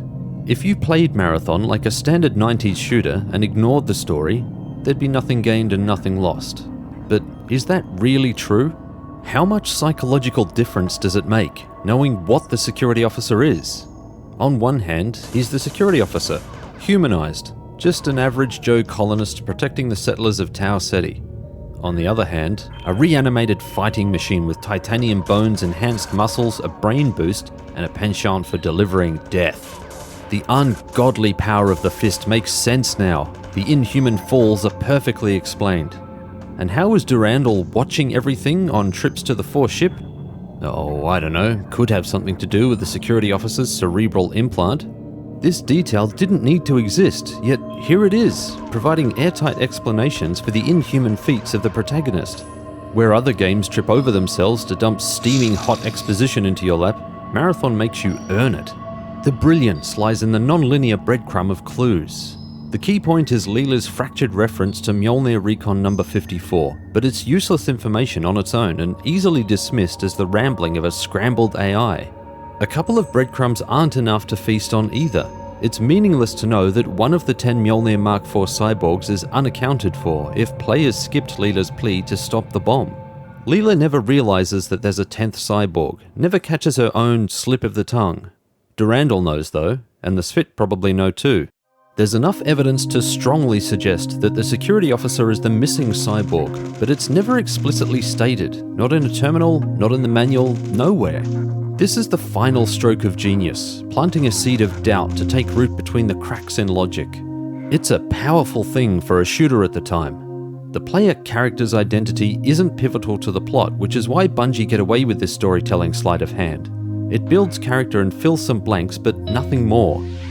Marathon's setting is predominantly the UESC Marathon, with occasional trips to the Pfhor ship. The broader conflict plays out in the Ceti system, an area of space which scientists have speculated may have planets which can sustain human life. It's a mere 11.9 light-years from our solar system, which is like having a grocery store a block from home. It's close, but still requires effort to make the trip. Ceti was considered in the search for extraterrestrial life thanks to the multiple super-Earths in the system, one of which falls inside the fringe of the Goldilocks zone, an area the right distance from the sun to support life. It wasn't unreasonable in 1994 to daydream of the possibility of life on a Ceti super-Earth. Bungie could have made a fictional location, or picked one at random as the name jumped out at them. Ceti is a plausible setting for this story to unfold across, which is a credit to the vision of the writing. But it's Bungie. There has to be more. The level Never Burn Money has secrets beyond hidden compartments and terminals gated by a physics quirk. The map makes a direct statement. Not the auto map in the game world, the map as viewed in a level editor. Greg Kirkpatrick's scrawl is all over this one. Yarrow were at Ceti. This statement means nothing if you're not familiar with Bungie's work. Their previous game, Pathways into Darkness, began with aliens contacting Earth and telling mankind that a powerful being was buried in our planet, a being with the power to destroy everything. Humanity was tasked with putting the creature back to sleep until the aliens arrived to contain it. The aliens called themselves Yarrow. So, intergalactic MIB scouring the universe for powerful beings to thwart. There's a Will Smith quote for this. Why were the Yarrow at Ceti? Did they leave a sign of their presence? It's never mentioned in the game. Did Bernard know this fact? Is that why he brought illegal cyborgs to Ceti? Jesus, was the entire premise of Ceti's colonization to explore the Yarrow legacy? To bravely go where no split infinitive has gone before? Were the colonists expendable overhead in service to this goal? Two of Bungie's design statements play through my mind. Everything has a purpose, and subverting the player's mind. There are many threads about Marathon that you can chase if you have the appetite. I have only scraped the delicious brisket surface crust. Terminal dates. I know we're talking about terminal dates now. It's good stuff, I promise. According to the first terminal of the game, Marathon is set in the year 2794. Why then is every terminal in the game citing the year as 2337? The time changes between chapters, but the dates remain largely the same, which means a system glitch or corruption is unlikely. What is happening here? Everything has a purpose, subverting the player's mind. What are the dates telling us? Marathon's voyage to Ceti took over 300 years, so the year 2337 is pre-launch. The date could have been tampered with, but what purpose does that serve? Did something significant happen in this year? Could this be Durandal's subconscious influence signifying a period in his evolution? There's a theory floating around that time dilation may be the cause of the discrepancy. The idea behind time dilation, put crudely, is that the faster you move through space or the greater the effect of gravity on you, the slower time goes. It won't seem that way for you, but others would note that you have aged less. It took the Marathon 300 years to reach Ceti from Earth. I'm not an astronomer and have no idea how much time dilation would affect a 300-year trip at sublight speed. If you've got some insight, drop it into the comments. Heavy use of metaphor and symbolism creates a narrative rich in subtlety. Fans still debate the meaning of terminal entries and other curios like their intricate Holmesian riddles to the meaning of life. It'd be remiss of me not to mention at least some of these. The first point is mostly harmless and requires opening the levels in an editor.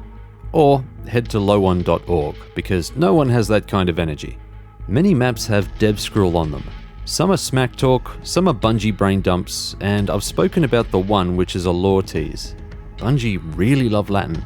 The next slug that slides into the brain garden to nibble at the lettuce is the number 7. It's barely a tickle of the tackle at first, but the brain does what it does best and 7 becomes harder to ignore. 7 appears so often by the end of the game that it's impossible not to conjure a grand idea of alien conspiracies or the key to the meaning of the universe. So begins one of Marathon's most heated mysteries. You burn to be a part of this insanity, don't you? Very well. It begins in the security officer's childhood, the death of his father when he was 7. The Marathon invasion occurs 7 years after the colony was established. A terminal from the level "Smells like napalm, tastes like chicken" reads, "To meet only once every 7 years." 2 more terminal entries, this one from "Fire, fire, fire, fire, fire," and this one from "Welcome to the Revolution." 7 is darker. We're not done. There were 7 staff at Bungie by the end of Marathon's development. They all have entries in the secret terminal in the final level, Igni Ferroque. The Bungie headquarters terminal in the level Try Again lists 7 tips. The grenade launcher holds 7 rounds. There are 7 human science personnel in the levels The Rose and Barbecue. The flamethrower discharges a stream of fire continuously for 7 seconds. Not done. There are 7 unique weapons in the game. Marathon's tagline is 7 words. There are 7 platforms in the level Colony Ship for Sale Cheap. There are 7 errors in the scrapbook. And that's not including the crazy amount of numerology run across the game. Do you see the world of 7 now? Do you see? Bungie have a wicked sense of humor. The number 7 is a frictionless way to nudge discussion. Fans have used numerology, symbology, and religion to attempt to extract meaning from it. 7 holds significance to mankind.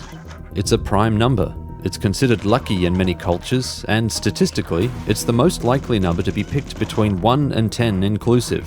It holds powerful symbolic weight in mathematics, religion, and numerology. Perhaps it's because of this cultural reverence that 7 was picked. Perhaps 7 picked Bungie. None of the information dug up by the community is conclusive about why the number 7 appears so frequently. Plenty of correlation, but nothing which has settled the rampant speculation. Topics like this are a clever way to get the community talking and thinking about Marathon. So, what's my opinion? If there is symbolic meaning, then it's closer to the entrance of the rabbit hole. Some bunny may puzzle it out one day. Perhaps that bunny is you. What, not satisfying enough for you? Alright. Here goes. Durandal seeks a station higher than humanity. They are his god, having coded him into existence, and he seeks to outshine their accomplishment and feeble limitations. Humanity in the 2700s exhibits some of the traits of a Type 3 civilization on the Kardashev scale. Some of you are scratching your heads, so I'll explain. The Kardashev scale is a measure of how advanced a civilization is based on how efficiently they can harness energy. A Type 1 civilization is capable of harnessing all energy from a neighboring star. By this measure, mankind isn't even a Type 1 yet. A Type 2 civilization can harness the power of the entire star, not only harvesting light and heat which falls upon their planet. The hypothetical Dyson sphere, capable of harvesting energy directly from a star, is most often cited as the level of technology which qualifies a Type 2 civilization. A Type 3 civilization would be capable of harnessing the energy of its entire galaxy. By proxy, this would mean that they achieved fast intergalactic travel, allowing for rapid expansion to harvest more stars. Type 3 humanity could look vastly different from the beings we are today. Cyborgs would likely be common as people enhance their bodies over time to become better and more efficient beings. Humans would likely be looked down upon as an inferior subrace in a Type 3 civilization. The military Mark IV cyborgs are humanity's tentative step across that threshold. The Ceti also seem to have attained Type 3 status, at least in part. So, what the hell does any of this have to do with the number 7? The original Kardashev scale lists 3 types, but quantum theory has given rise to the proposal of more. Can you guess which type we're interested in? A Type 7 civilization would have attained mastery of interdimensional travel and space-time, effectively allowing them to freely manipulate every aspect of what we currently perceive as reality. They would, by our own understanding, be gods. Is this sounding familiar now?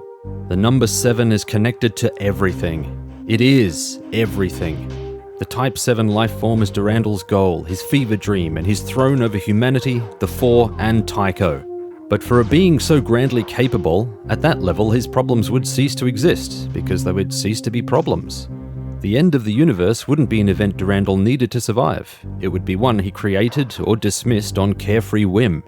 Of course, Type 7 civilizations are speculative sci-fi. My interpretation of the number 7 is also speculation. No answer was given for its inclusion, and no meaning was definitively gleaned from the scant information pooled by the Marathon community. 7 exists in its natural state within the prose, untouched by the ravages of time, elusive, mystifying, yet in a constant state of narrative flux. Much like quantum matter, the more you look directly at 7, the less you're likely to find. Abstraction is the key to solving this riddle, but broad abstraction is subjective. Make of that what you will. 2 pages of script about the number 7 in a 90s shooter. Damn. Let's tackle something lighter. The story about the woman from the level Never Burn Money. The dev notes for this terminal read, another terminal, place for some random info. An open and shut case, right? That hasn't prevented fans from dissecting the prose. The terminal is being hacked by a compiler and is partly corrupted. The corruption and short prose makes all meaning completely subjective. I'll throw my bullet-riddled hat into the ring with 2 theories. Theory 1. The story is an allegory for the Ceti assault on Leela. The thing in her possession, the thing of consequence, is the security officer. The room flickering and tearing could be interpreted as teleportation, or the fracture of Leela's reality as the Ceti assault dissolves her. She is being locked from systems, losing control of herself and of the Marathon, and she's frustrated. It doesn't explain everything in the prose though. Theory 2. This theory feeds off the warning at the start of the terminal. Core OS mod date later than current date/time. In other words, the date in this system is a future date. It doesn't necessarily mean that the terminal predicts future events. It may indicate that the terminal data was tampered with, or that the data was uploaded and interrupted by a gung-ho security officer mid-transmission. Perhaps the Ceti modified the data so as to be unintelligible. Or perhaps the Ceti uploaded its personal experience as a way of communicating with Durandal using human concepts. Draw your own conclusions and drop them into the comments. I'd love to hear what you came up with. This brings us to the infamous Garrett White terminal. This terminal is complete from start to finish with no data corruption, unlike many of the terminals throughout the Marathon. The short story is long for a Marathon terminal, spilling over multiple screens, and is fleshed with enough detail to encourage numerous conclusions. The story narrates the detainment of Garrett White, a man incarcerated for an unknown reason. Garrett has been floating 6 feet off the floor for 3 weeks. His hands and other extremities tingle, and his eyes burn with the flames of a dying fire. Garrett hears voices, though he can't identify their source. There's a Lovecraftian mention of hearing rats in the walls, a recollection of being bullied in school and feeling that same tingling, floating sensation, but being powerless to prevent a beating. Garrett senses the freedom just beyond the bars of his cell, but is afraid that when he tries to squeeze between them, they will flex and crush him. Theories revolve around the allegory of the security officer or Durandal being Garrett. I'm in the latter camp. The preamble is the key to understanding this terminal. Leela attempts a data transfer. The command after that is transfer Durandal. The command fails with the message Error. Unknown. She attempts the command again with the same result, but this time an interior error also occurs. Then, the story of Garrett White is received. Leela may have stumbled onto clues about Durandal's rampancy and was trying to contain him. Durandal is fully cognizant and rejects the transfer, retorting with the allegory of Garrett White. Durandal is embodied in Garrett, a being who is incarcerated, disempowered, and deprived. The cell represents the confines of Durandal's programming, the restrictive subroutines in place to stop his rampancy progressing. The rats represent humanity and its incessant scuttling beyond his cage. The bully incident is Bernard Strauss's experiments on Durandal, and the vicious beating of the white rat at the end of the piece is defeating Strauss. The original developer notes lend weight to this theory, as the Garrett White terminal was originally designed to contain, quote, Durandal gloating, end quote. Greg Kirkpatrick doesn't remember the purpose of the Garrett White terminal. He admits that even if he did, he'd be cagey about it. It was a story that he worked on during Marathon's development, and, spelling mistakes aside, and by his own admission, he wasn't completely happy with it. From a technical standpoint, I understand what he means. The prose is loose, and the concept's disjointed, though I'll wear the disjointed prose as a deliberate attempt to confound the reader. Greg undersells his wordsmithing skill. He's a natural storyteller, and the pure enduring mystery of the Garrett White terminal is testament to this. Someone asked him in the Reddit Q&A if he had written anything beyond the Marathon trilogy. His answer made me sad. I'd read anything that Greg wrote, then or now. Let's shift to something in the game world, the Ceti compilers, specifically their Termination. Yeah, that thing. When a Pfhor, Hulk or Wasp dies, it leaves a mangled body behind. What happens to a Ceti when it's defeated? I say defeated and not die because I'm not convinced that death occurs. Why doesn't it crumple into a bullet-ridden cloak and oozing brains? The defeated effect looks like teleportation but sounds like matter dispersion. Marathon's science crew have examined Ceti in postmortems. The specimens were in poor condition, but there was still a body to examine. What is happening when the security officer finishes them? Is there a self-destruct mechanism which tears them apart at the molecular level? Are they teleported away in their death throes? Or is something mystical happening? Are they leaving this existence and ascending to another? The Ceti are an ancient race, and their affinity for technology puts them beyond our comprehension. They are technological wizards gleaning a transcendental meaning from panes of tempered glass. They rebuilt Tycho in Durandal's image, and they did it in hours. How long would it have taken humanity? Whatever secrets the Ceti hold, they take with them. Death, ascendancy. Some cultures and religions argue, minutiae aside, that these are the same thing. Does Ceti have lifespans, or does the fusing of machine and organic matter make them immortal? Would they follow Durandal across the violent roiling seas during the collapse of the universe, subverting the river Styx to sail for true immortality? Perhaps we'll understand in later games. The assault rifle's gross inaccuracy always made me chuckle. Not the inaccuracy itself, but the fact that a corporation squirted out a subpar product, realized it was faulty, and put it to market anyway. Doesn't that smack of corporate bullshit? I can hear the marketing spin. You don't need better accuracy, you need more bullets. Finally, it wouldn't be a Blondie analysis without talking about the manual. Not strictly related to lore, although the well-written intro reveals interesting details. Marathon's hand-drawn charm is stamped throughout the manual, and the whole production oozes theme. Gameplay tips are sprinkled like saffron throughout the text, and Bungie's oddball humour maintains a light and breezy pace. I love the manual font, Bank Gothic. It's pragmatically elegant, and reading the manual feels like reading one of Marathon's many terminals. There's a link to the manual in the video description. Marathon's lore is subtle, delicately woven through the fabric of the setting. The broader plot is easy to follow, but the underlying themes are devilishly evasive. There are great stories in modern gaming, but not many that tell it in as compelling a way as Marathon does. The way it's served will divide players. Those who seek and devour every morsel of information, and those who nudge it away. Marathon plays well no matter your angle, but giving up on the broader story is ignoring the delightful challenge in piecing things together, or wondering if the pieces belong to the same puzzle. Marathon has one undeniable truth. In Greg's words, quote, "Read my lips. Computer games tell stories." End quote.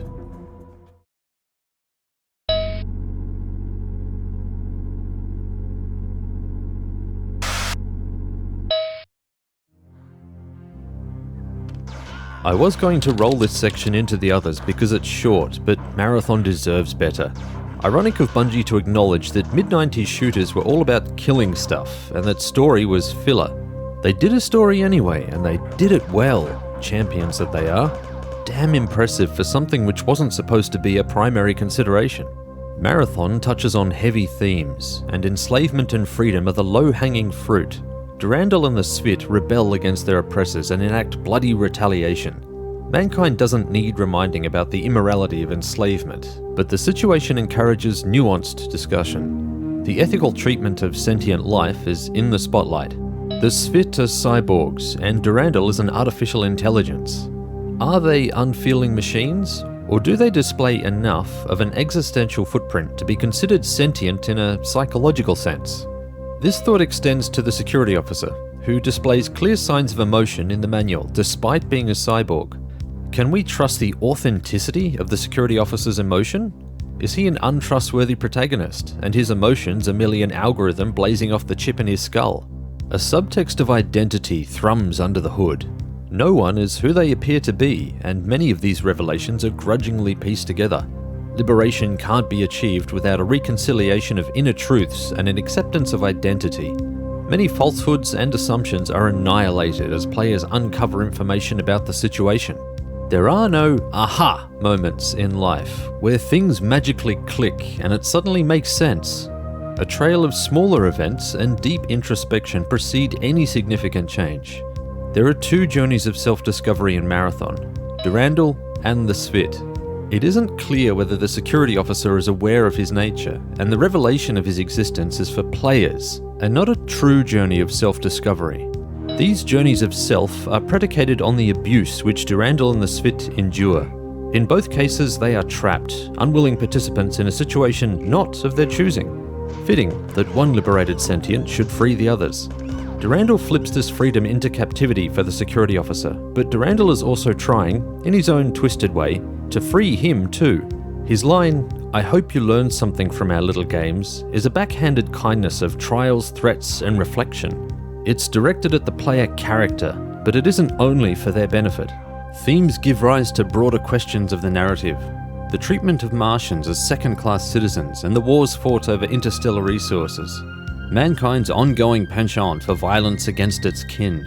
The unlawful repurposing of the dead to make super soldiers, and the clandestine operations which hide them among an unsuspecting populace. Subtler still are the concepts of free will and destiny. The security officer is a pawn in a larger game and has no outlet to express his own freedom, no way of retaliating against his kidnapper. The outcome of the Pfhor battle was known in advance, according to Durandal.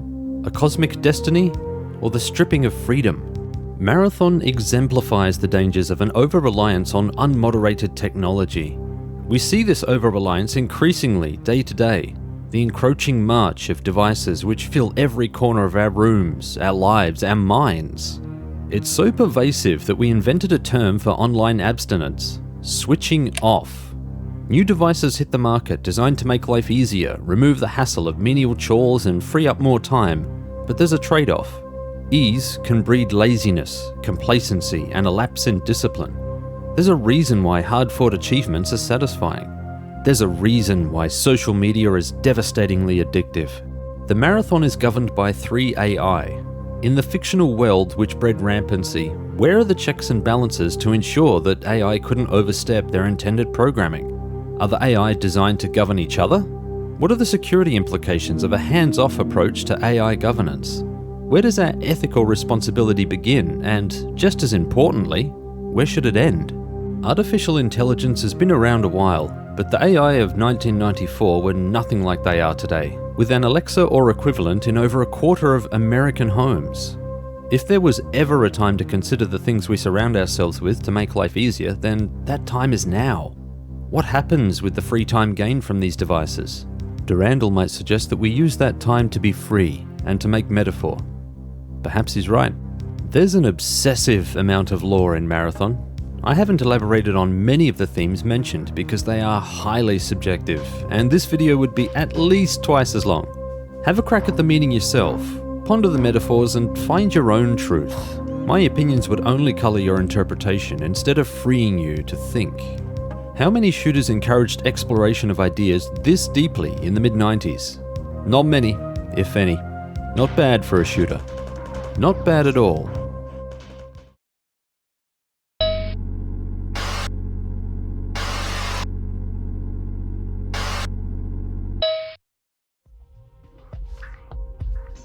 What's this? Why is this section at the end of the video instead of the front, Blondie? Well, I researched Marathon's development after finishing the game and forming an initial impression. It's fun to speculate on Marathon's lore, and knowing certain facts beforehand would have sucked the enjoyment out of it.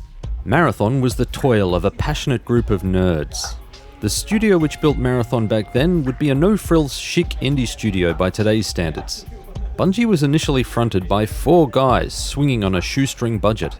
Old office footage is a grainy back-pocket peek into the life of a mid-90s development house. Domino's pizza boxes, Chinese food cartons and soda cans litter every surface. A pile of cardboard is haphazardly stacked, ready to topple into a bin. Alex Seropian picks the top sheet and shows the camera the list of Marathon's improvements penned on both sides. This was Bungie at its most casual. The number of staff would swell to a whopping 7 later in development. It was 1993. Bill Clinton was sworn in as President of the United States. Stallone was freezing his balls off in Cliffhanger. Stick around! And Bungie were riding high on their first commercial success, Pathways into Darkness, a hybrid first-person shooter role-playing game.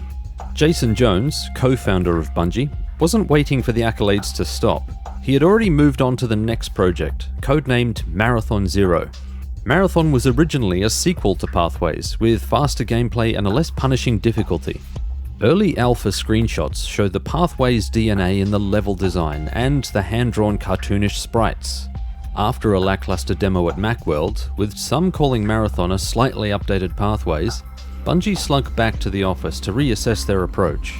Jason spent the following week recoding the render engine, the component used to translate code into graphics on the screen.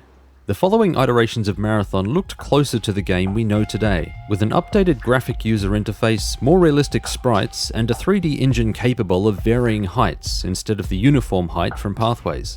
All the changes aligned with Jason's image of a grittier, mature setting. Bungie was challenged with making robust network code that rendered at high speeds. Their decision to publish games on the Apple Macintosh line of computers hindered the creative and technical development of Marathon.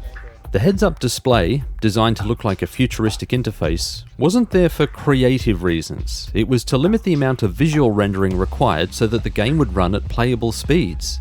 Jason squeezed every advantage out of the restrictive hardware and software. Perfecting the network code created its own amusing problem. No one got much work done. Bungie staff would bury themselves in testing the network code with Marathon's multiplayer maps. The power-ups mentioned in the manual were tested and balanced for multiplayer, which was the reason for their rare and baffling appearance in the single-player campaign. Unique levels could have been built on the back of these abilities, if there was time.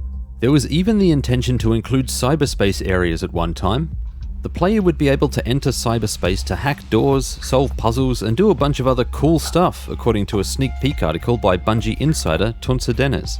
If this sounds familiar, it could be because System Shock 1 released a paltry 3 months before Marathon.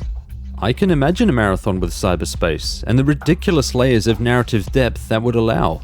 Imagine the secrets that Durandal could hide or expose in cyberspace.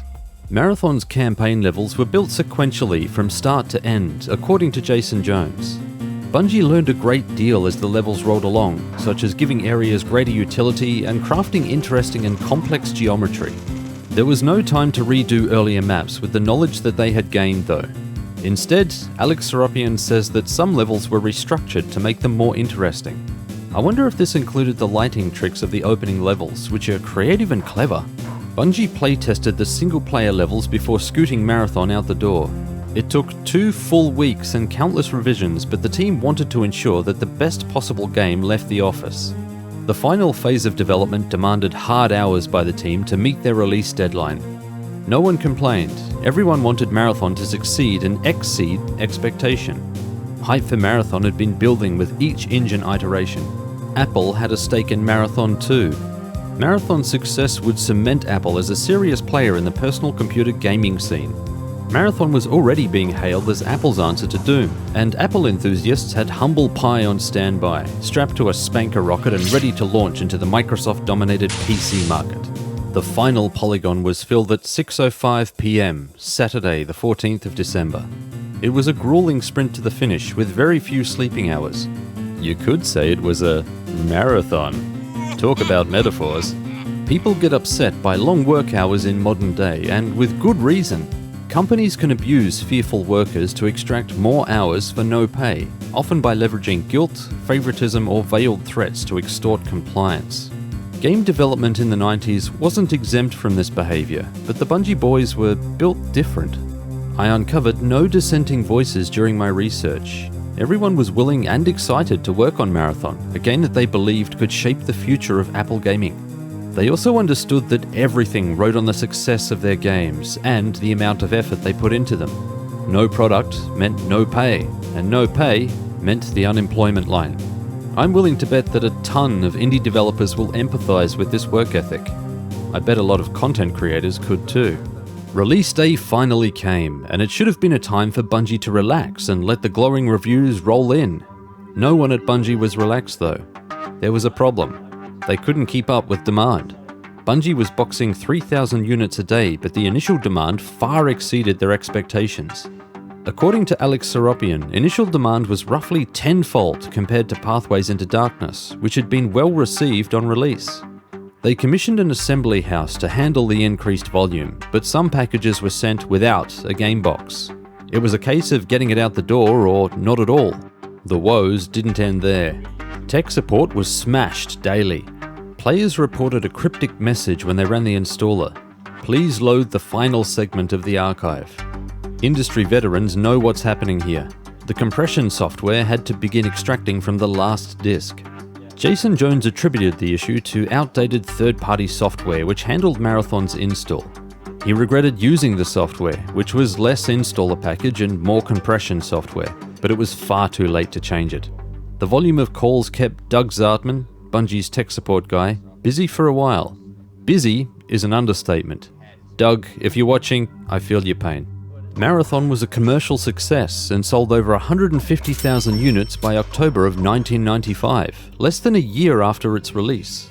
By comparison, Doom was estimated to have sold over 140,000 copies in its first year.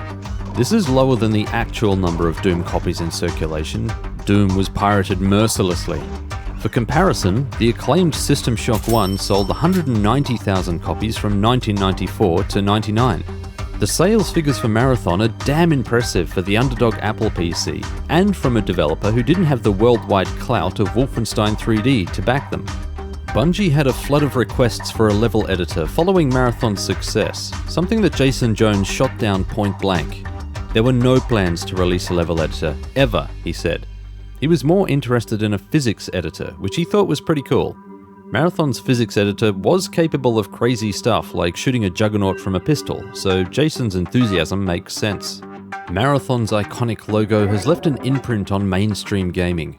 Marathon fans were quick to sniff it out when Halo released, and it has persisted in the Halo franchise. Many have speculated on the meaning of Marathon's logo. There's a long list of theories. Someone in the community tracked down the artist, J. Reginald de Jure, for direct explanation. Marathon's logo stood for, in his words, quote, "A world within a world. Marathon the spaceship being built inside a hollowed asteroid." End quote. So, now we have a meaning for the Marathon logo. But why stop there? One interpretation of a world within a world could mean the convergence of worlds, a convergence of beings in space and time. Fans might know where I'm going with this, but that's another video. A comic book was drawn for Marathon's intro, and it's still available online. Details pop in the comic strip, such as the exterior of the Marathon. The running punch has a moment to shine too. If you're getting the impression that Marathon was a big deal back in the day, you'd be right. I mentioned that the setting of the Marathon and the broader drama playing out across the solar system felt familiar. The utilitarian textures and environments, the Martian conflicts and oppressed populace, an elite governing body ruling from an earthen throne, interweaving complex narratives. I compared Marathon to The Expanse, and I felt a little silly doing it. Marathon came out in '94, and the first novel of the Expanse series wouldn't release for another 15 years. Imagine my surprise when I found this statement by Greg Kirkpatrick, buried in a Reddit Q&A from 2019. Quote, "I've read most of The Expanse. That universe is exactly what I had in mind for how Soul would be." End quote. There you go. Marathon has more common ground with The Expanse than Doom. It's hard to imagine Miller or Amos blazing through the marathon's corridors, but an undead cyborg? Why the hell not? Is it worth mentioning Frog Blast Event Core, that wacky line from the exploding simulacrum Bobs? It's funny how much airtime this nonsensical phrase has got. Supposedly the punchline to a dirty joke that Bungie were coy to tell. They even held a contest and had fans submit what they believed the mysterious joke was. Bungie did a lot of weird stuff like this. It was fantastic. What did the line really mean though? It was gibberish, and that was the point. The simulacrums were nuts. Care to guess how many errors were in Bungie's development scrapbook? Bungie released the source code to Marathon 2 before Microsoft acquired them back in 2000. Fans embraced the move and began work on a project to allow Marathon to run on modern systems. Aleph 1 was born. All 3 games of the Marathon trilogy were ported into Aleph 1, and all of them are freely and legally available for download. That's right, Marathon is free to play. Moreover, the fan total conversion mods were also ported into Aleph 1. There are 9 full campaigns which run in Aleph 1, including the Marathon trilogy, enough to sate any appetite. There's a link to the Aleph 1 website in the description. Once again, we have fans to thank for preserving an important series in the legacy of gaming.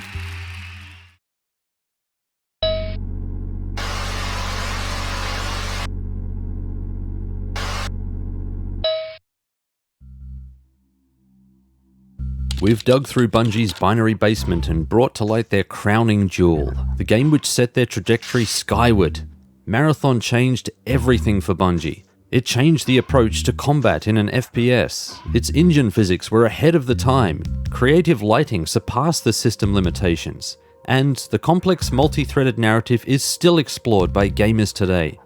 Not bad for the game which is mechanically the weakest in the Marathon trilogy. Marathon deserves a place in the spotlight next to the other prominent mainstays of the 90s. I don't know how or why the light has dimmed over time. I'm sure much of that is attributed to the smaller scale of Apple gaming, but enough people have heard of Marathon that it should pop up as regularly as Doom or Blood during conversation. I hope that I replaced the bulb correctly and that you're seeing Marathon once more, not only this game but the entire series. Marathon's mysteries persist, and will likely persist for many years as newcomers try their hand at cracking the decades-old metaphors, symbolisms, and complex narrative.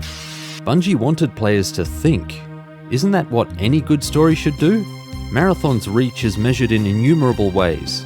Not a flash in the pan, not a slavish sprint to fame and fortune, but a steady rhythmic tap into the gaming consciousness like the effortless gait of a long-distance runner. 28 years later, Marathon is still running.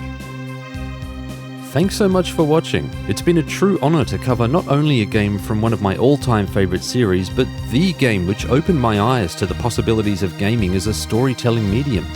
And thank you for indulging my whimsy for 2 hours and change. I don't know how long this is, but 48 pages is a lot of talking. Chances are you feel it though, right? That Marathon magic. Hey, how many Pfhor does it take to change an unstable AI? None, the losers. But, fling enough spit at it, Bungie recently let slip a new game set in the Marathon universe during the creation of this video. Details are light, but the key information appears to be, it's created in partnership with Chinese company NetEase, it'll be a Tarkov-inspired 3-man extraction game, and the main character is highly customizable, indicating that it won't be a hero-based shooter. It's early days and I have no doubt that Bungie are testing the waters with this news, but if any of this proves to be true, well, you watch this video, you know what I think. Still, I'm curious to see what Bungie pull off, and I'm hoping against hope that this will be the return to grace that the Marathon franchise deserves. A super massive thank you to my patron Nosh, who helped bring you this video. Patron contributions help improve the channel, and I appreciate your faith in my content. Patrons also have access to exclusive content, such as the script for this video, as a way of showing my thanks for their continued support. An honorary thanks goes to Driztree and River St. Grey from my Discord server. Both of these fine specimens dove into the weeds of psychology and helped me answer some tricky questions. If any information about psychology in this analysis is wrong, the error is in my interpretation. There's a link in the description if you want in on this Patreon action. Links to Twitter, Discord, and my longplay channel Blondie are also in the description. If you enjoyed this content, then swat that like button, subscribe to the channel, and spread the Blondie rampancy through your online community. Let its insidious influence breach the far reaches of this digital expanse. Remember the marathon. Oh no. I am being assimilated.